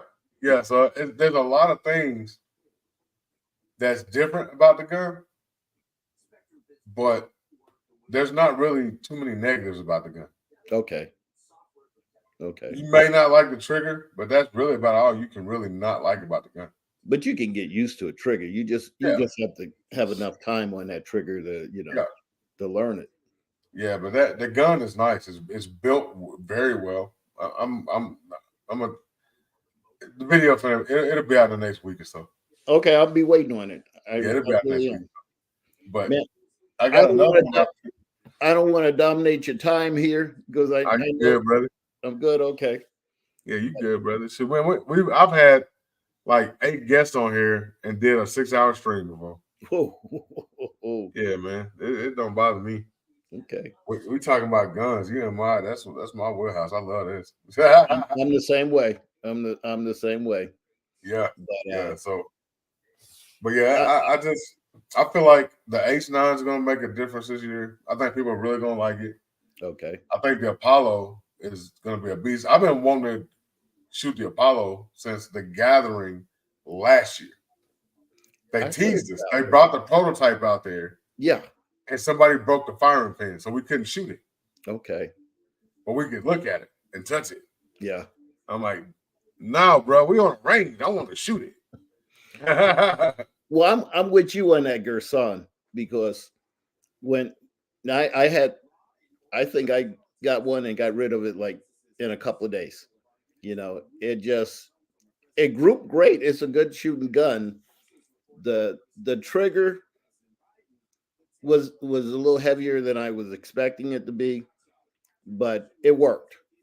But that grip, oh man, that grip is terrible. Yeah, I mean it's even the Apollo is like 3D printed, but that feels a whole lot better than the Gerson. Yeah, that Gerson grip, man, it literally feels like a damn Nerf gun in there. Now my friend sent his off. He sent his off to Cossaint, and he had the ports put in it like V6 ports. had it Cerakoted this horrible color. New trigger. It's like a crimson red. He had it Cerakoted. Oh, that's sexy. Sexy. See, I'm not into that. I like black guns, but yeah. I'm an Alabama fan. Crimson red is my color. Okay. Oh Yeah, I mean it's you'll like it. I call it Deadpool's gun. yeah. So I hear people complaining about polymer grips and stuff like that. I don't really mind them because I'm used to shooting polymer guns. They don't really bother me. Right. But what was crazy to me when I went out, I recorded the video for the Springfield Prodigy and the Gerson 2311 at the same time. Okay. Good comparison. And so I recorded it at the same time.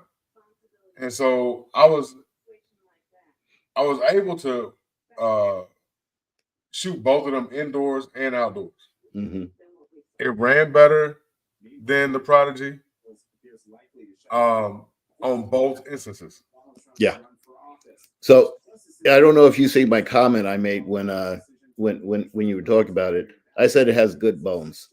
It's it's just the way it feels, man. It's just Now I know you can change grips and everything on them. I think it's a 3-part gun.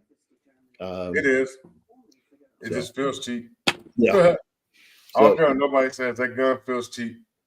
And the polymer, as far as the polymer grips, people used to claim that helped with the recoil on them. It does. I don't know if that's true or not. It doesn't. Yeah. The grip, it'll help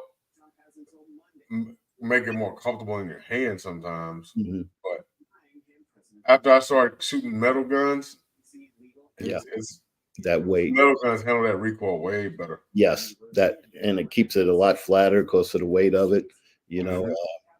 I never was like a big fan of having flashlights. I'm an old guy, so the whole flashlight craze on the front of your guns. I wasn't like really into that. Now I kind of dig that, and the reason I do is because and it makes a lot of sense.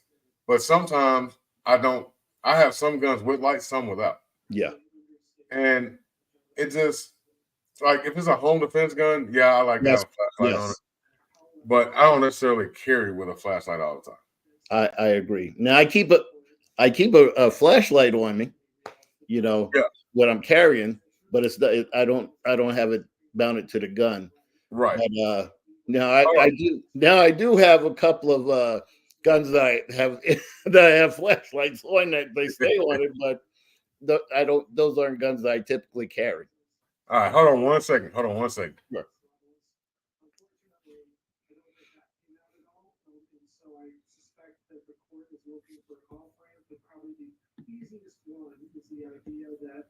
Congress hasn't passed a law to implement the 14th Amendment, Section 3. That's a little novel because Congress hasn't passed a law to implement other parts of the 14th Amendment, like say the protection clause. But there's some technical ways to try and distinguish the other parts of the 14th Amendment and not provide it. Right now, the only thing that heard was how dangerous, as Justice Kagan said in that interchange you just played, how dangerous it would be to allow Colorado to kick someone off the ballot.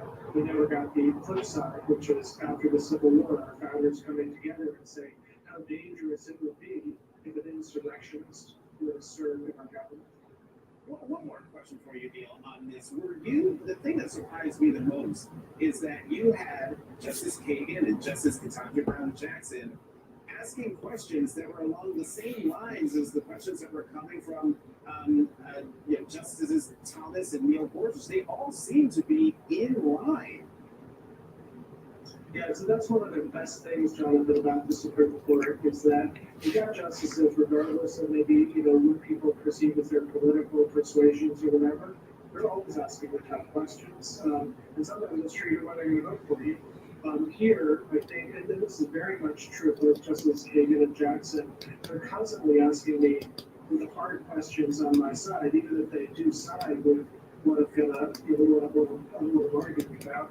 So that itself wasn't unusual. I think the problem is they were looking for certain reassurance that the position wasn't going to be as extreme as Colorado unfortunately made it out to be. They were looking for some reason to take this great step of affirming the Colorado. So you know the box. Yep. You have, the Yep. box. Yes. Yes. So I want to do a comparison on this one, the Prodigy, and the Platypus. Oh man. and I think that'd be right on time. to shake things up, even though it's not technically a 1911 or a 2011, it's built on those bones. Yes. I'm gonna throw the H9 in there. Okay. Okay. Because that was what it was really originally the whole concept was to marry a striker fire gun with a 1911. Right. So I thought that had an internal hammer. No? it's striker fire. Striker fire. Okay. Yeah. Okay. That was the whole premise behind it. It's to marry a 1911 with a striker fire gun. It's hard to compete with striker fire with a 1911 trigger action. That's a hard road to go. Well, I mean, the way that they have laid out the trigger bar and stuff inside of the gun is 1911-ish. Okay. And the trigger, even though it has a dingus on it, it's a 1911 style trigger. Okay. Yeah. But I thought it was hinged. I thought it was a hinged trigger. It's a 1911 style trigger. Okay. If that hinge, that little hook you're seeing, that's the trigger dingus, the trigger safety. Okay.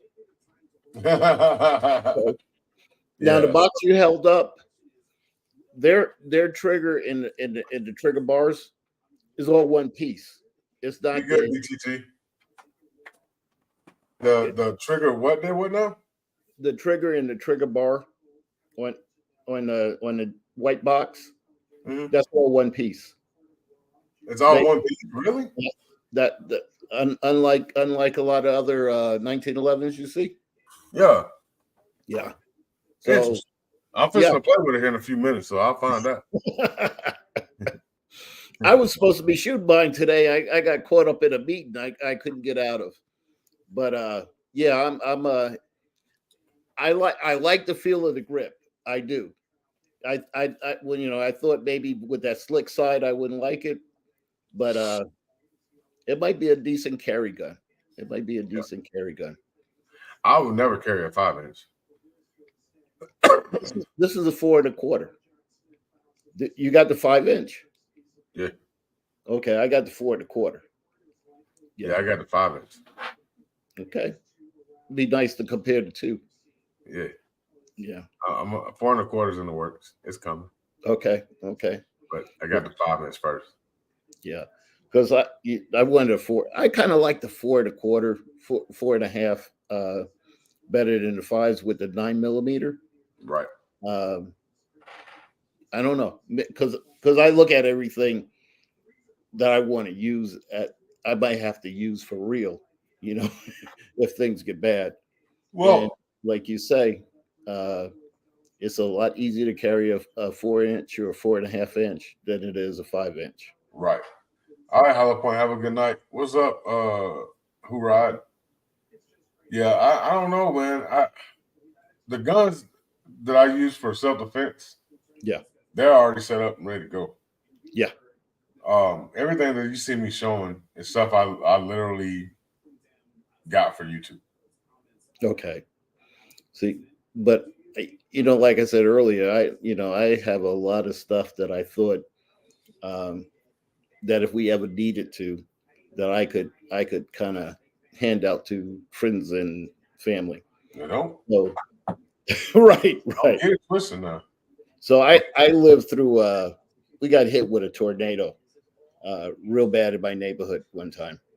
So no power for a couple of weeks. The police trying to block off part of the neighborhood and everything, but you had to be self-sufficient for a couple of weeks.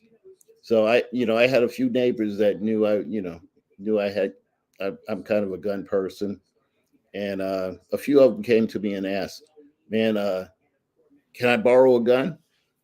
I said, "I wouldn't mind lending you a gun, but you never shot a gun, so I'm not going to I'm not going to give you one now." Yeah. That doesn't meet common sense. Yeah. So I said, now if you feel that you have a need for this, then we need to go out and do some train. You need to do some training, at least learn some basic stuff. Yeah. So I wouldn't let them out, but I kind of feel like this is all part of being prepared. Yeah. Yeah. Yeah. I mean, if you out here and you carrying guns and you haven't trained and you're not prepared, what are you doing? It's a lot of people like that. Yeah, unfortunately it is. When we talk about the ARs that are like, the polymer ARs and the low end stuff, there's a lot of people go out and buy an AR, and they might shoot it one time and stick it in their closet and never touch it again. Right. Well, it never did make sense to me, because if I buy something, I want to go play with it that day. I want to go shoot it right now. The way I feel about it, man, I feel like if I feel like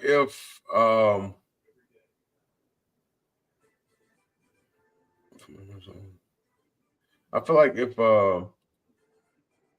you're gonna have a firearm, you need to train. Right. And I need you to train with the firearm you're gonna own. Yep. I don't want you to borrow somebody else's gun. I want you to train with the one that you are gonna be using. Absolutely. Period. And then when you start acquiring a few more guns, know why you're buying that particular gun. For what purpose is it going to be used for? Right.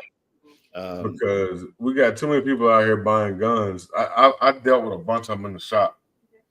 And they come through, they buy these guns, and they're like, "Oh, I've never held a gun." Yeah. The hell you mean? Yeah. And you out here buying a gun? Yeah. I need you to take this safety class we offer for free in here and get yourself right before you. Do you give a free safety class? Yeah. So the store I used to work in, we did a free safety class for new shooters. Mm-hmm. And so every it was, I think, twice a week we had that class. That's cool. And you just show up, man. It was like a 2-hour class from one of the instructors, and they run you through like basic handgun safety. And then we had classes to follow up with that were like $50. And it was where like they go out on the range and shoot. Yeah, like first shots and stuff like that. Yeah. We offered an AR class for new people. We offered a class teach you how to break your guns down and clean them. We had all kind of stuff. Okay. Yeah. So you must have worked for a nice sized company, store. No, it was a mom and pop. Oh, really? Hmm? But that's a darn good idea. Yeah, we used to do $50 carry permit classes. It's $50, and we provided lunch. Ooh, man, that's really good. Yeah. What state you in again? In Tennessee. Tennessee. Mm-hmm. Do you guys have a constitutional carry? Yeah. Yeah. Yeah. Yeah. So we're a free state. Yeah. Well, we started constitutional carry here. I kind of thought, I was like, man, this is a setup. This is a setup. The police going to be arresting people because they don't know what to do and how to carry or anything else. Yeah. Here you can carry open, concealed, however you want to. Same thing here. Up until a couple of months ago, they changed it so that if you're in St. Louis City, you can't open carry unless you have permit. And the reason that the reason that they used to go back is it was like a lot of teenagers running around with the Dracos and AR pistols, slung, drag racing, So it's people under the age of 21 owning firearms is a touchy subject around the country. Yes. For me, I feel like everyone has a right to protect themselves, but I don't feel like everybody should have a gun. Now I believe that. So my kids, when they hit 6 years old, I had little crickets for them. That's the little 22 rifle, one shot, single shot. They all learned how to shoot when they were young. They all learned gun safety when they were young, 6 years and up. I kind of think they should have it in kind of like a club in all of the junior high schools and up. And I think that takes the mystique out of the gun. There's some school, some state. Who is that? It's one of the states. It may be Texas. They actually have a law that they're trying to get passed to incorporate a gun safety class into the school. Yeah. I really feel like, when a person see what that bullet can actually do to a live thing, or even a bucket filled with water, when they see the devastation of what a round can really do, that I think that kind of shock them into having some respect for that weapon. Yeah. I know back in the 50s, a lot of rural schools or a lot of rural areas, they had basically, 4-H clubs where they had shooting, activities going on. Right. There's a lot of there's a Lindenwood College. They have a trap and skeet team, and they have kids that are on scholarship, full ride scholarships, getting their college paid for shooting clay birds out the sky. Yeah. And I don't see many of us involved in that. No. Yeah. No, you don't. You don't see us or nothing like that. No, you don't. Man, we've been on here 3 hours and 20 minutes tonight. Yeah. I'm surprised my wife haven't been in here kind of motion me. Oh, yeah. Queen used to it. She know how I am, man. Hey, man, I met Queen at Meetup. You got a phenomenal woman there. She made me feel comfortable. Like I said, you were setting up and everything, trying to get ready. He was really inviting. I appreciate it, man. I appreciate it, man. She's a good woman, man. Yes. And yeah, she got my back, bro. And one thing I can say, of all the, not even people, just in general, people that I've met, she's one of the most genuine people and one of the most down to earth people. Yeah. That I know. Well, that helped keep us grounded. Yeah. Yeah. Yeah, she's a good woman, man. She's a solid woman, man. Yeah. Good. Something happened at the last meetup, and she said something to me about it. She wouldn't tell me who it was or anything. She told me a situation. Really? Whatever. And I was like, I'm not a disrespectful person. And so I don't move like that. I don't try and, talk to other people's people or whatever. So that kind of hurt me. But, it gave me even more love and respect for her. Yes. Because she know how to deal with a situation. She handled the situation and she told me about the situation. Yeah. You know what I'm saying? But she knows how I am because she knew if she would have told me who it was, you would have smacked out his ass. Yeah. Well, and that's why it's important for us to have women around us like that. Yeah. Because they kind of keep things in proper perspective for us. Because I know myself, I've had some occasions where it was going to end bad. Yeah. And, And if it wasn't for my wife saying, leave it alone, let's go. Yeah. Yeah, she keeps me grounded, man, and it's a humbling experience to be with her, dude.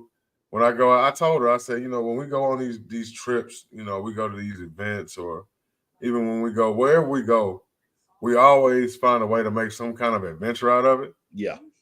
Like we might be at the meetup, but we'll sneak away and do something Absolutely. to make in a little adventure, or maybe it be something we do on the way to, or what on the way back home, Do or a something. little sightseeing or anything like that. Yeah. Yeah, we're gonna make some kind of adventure out of it. And I told her, like, that's the part I enjoyed the most about, what I'm saying, going to those events and going on those little trips. Yeah. And spending time with her doing our little side Well, trips.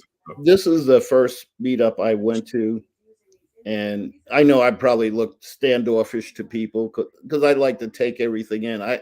I would not bring my wife in an environment unless I kind of checked it out first. 'Cause Right, she's not like a real gun person or anything. right. And I found most people there were like really down to earth, easy Right. to deal with, respectful.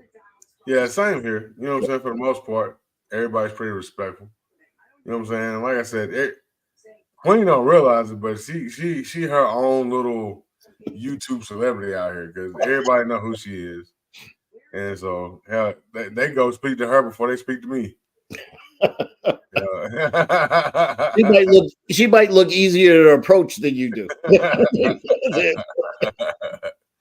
I don't know what it is, man, but I told her, I was like, man, shit, they'll go up to her and be like, hey, Queen, and be hugging all on her and shit. They be like, hey, what's up, Dre? You know what I'm saying? I'm like, damn, she just started the show. Shit, I'm just here. Yeah. Hey, are you going to this Pew event? No, I won't be able to make it to Pew Party, unfortunately. I want to go. But one of my, Palmetto State Armory has the gathering every year.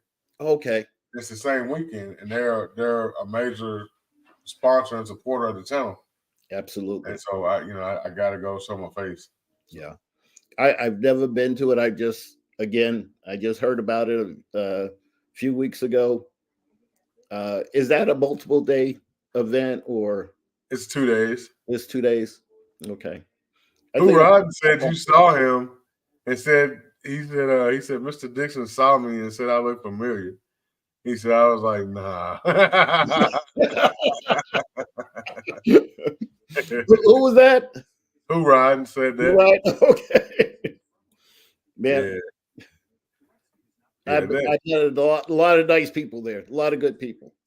He said y'all was at the hotel. Okay. You drive a Camaro? Who riding? You drive a Camaro? He'll respond here in a second. Yeah, the meetup, man.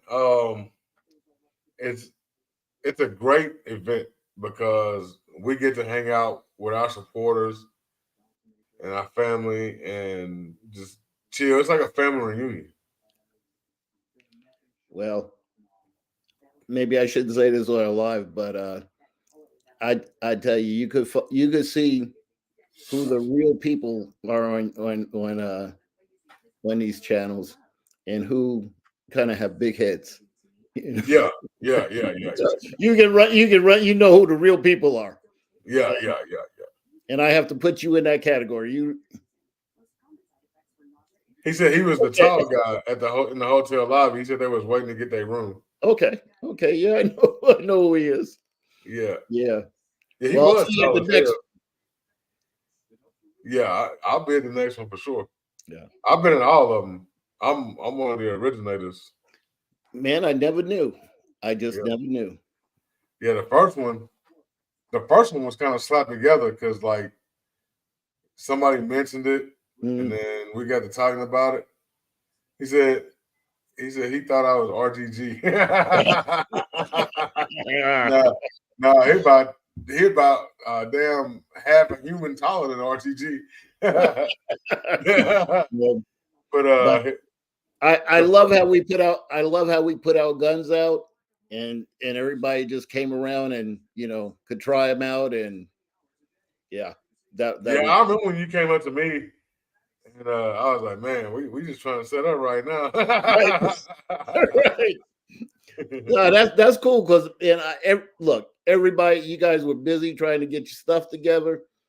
I went down, I went down to the little range where they did the competition and all that. Yeah. And I was shooting down there for a while, and yeah, it was a nice little setup. I don't know how you can find too many more places that could accommodate as many people as they had there. Oh, there's plenty of them out there. We got a bunch of them here. Okay. Yeah, we got some here, but they're so far out. What do you say? Can I get an Anubis in Maryland? I would have to look at the laws in Maryland. If I may have to ship it to you with no magazines. Like, I think they got magazine restrictions. Yeah. I think they have a roster in Maryland also. They have a what? I think they have a roster in Maryland also. Okay. Yeah. Yeah. So I would have to do some research and look into it before I can say. You might want to do some research on your own, see if you can find out, because if it's a restricted state, I can't mess with them. Yeah. He said they have a roster. Yeah. Yeah, they got a roster. There ain't nothing I can do because I'd have to get added to that roster. So when they do those things like a blanket AR, they do each gun by name. Yeah. Wow. Yeah. Wow. Charles Henry said he said I was shooting Drake guns on Friday. Yeah, appreciate you, brother. Man, I heard that Anubis is a flat shooting son of a gun. Yeah. Yeah. Yeah. So I did a lot of research before I built those guns. Yeah. A lot of testing on different stuff. So yeah, I built them to where I wanted the guns to shoot soft, to where they were simple for females to shoot, and little kids, if they wanted to shoot. But yet at the same time, they had to run reliably. Right. And I didn't want to be ammo sensitive. None of that. So I built them to where you have virtually no recoil. So your sight picture never really changes when you shoot. Anybody can shoot it, and you can run them suppressed or unsuppressed. So you got your little, I don't know what you call it, the gas port, not port, but the little hole that's drilled in the barrel. The perfect dimensions for your what is it, 0.070? So the barrel manufacturers I use will open them up a little bit. Okay. So it's a little more gas. Okay. So you don't have to worry about it. Yeah. And plus, I use a certain type of gas system with the recoil setup. Mm-hmm. So they should run anything. The only ones that I've had any issue out of, and I've only sold 2. One of them I haven't heard anything, so I'm assuming his is running great. I test fired it with probably about 60 rounds. Okay. And it ran whatever I put through it. The only thing was it would only run subsonic ammo, suppressed. Okay. And the other guy that bought one, he bought the same gun. His won't run. It won't run right at all. So I've got it sitting right here, so I can rebarrel it. But I'm waiting on the new barrels to come. So what happened when I ordered the barrels? The barrel company, the manufacturer, when they turned the barrels, there was some kind of miscommunication internally. Yeah. So all the 8.6 barrels and the 300 blackout barrels are supposed to be pistol link gas. Okay. But when they turned the barrels, they turned them with carbine link gas. Jesus, that's a big long difference. Yeah. So it wasn't cycling. It wasn't really cycling it then, right? Right. Because 300 blackout and 8.6 blackout require pistol link gas. No matter how long the barrel is, it's still pistol link gas. Okay. So I need to follow up with him on Monday. He said he's already seen the 8.6 barrels. He knows they recut those, they return those. and he had he found the 300 blackout barrels, and he was looking for the A6 barrels. They were shut down for the month of December.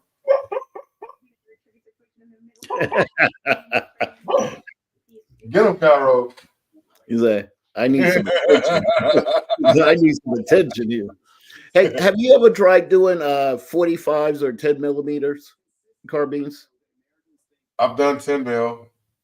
I'm actually finishing out one for a friend of mine. Okay. I was gonna bring them and do them, but it's gonna be too much of a headache. Yeah. I am thinking heavy about 9 mil. But 9 mil is a pain in the ass to get it to run. I've been having some struggles trying to get it to run. I've been trying different buffer weights and springs and stuff like that, trying different setups. But I think what the problem was the magazine. So like not sitting in there 100% correctly. Well, so my idea for the 9s was, and somebody actually told me, like, you know, you might want to try this. So, Trey, did you know PSA manufactures 50% of the AR parts out there? That is not true, sir. Hey, I'm gonna have to hop off here for a second. All right. All right, but we're I'm probably going to shut it down. Okay, I love chopping it up with you, but I got to run here for a second. All right, brother. You have a blessed one, man. You too. And congratulations. Don't forget to send me your information. Okay, I will. All right. Right. Yeah, that's not true, sir. I don't know who told you that, but yeah. I definitely know that's not the case. But man, I see y'all out here. Appreciate all y'all. And I'm just gonna hop off here. We 3.5 hours in. We didn't give away a bunch of stuff, man. Y'all hit me up, the people that won. And y'all be blessed, stay dangerous, man. Remember, man, get some doggone merch and stuff, man. Help a boy out. We're trying to keep this thing moving for 2024. Deuces.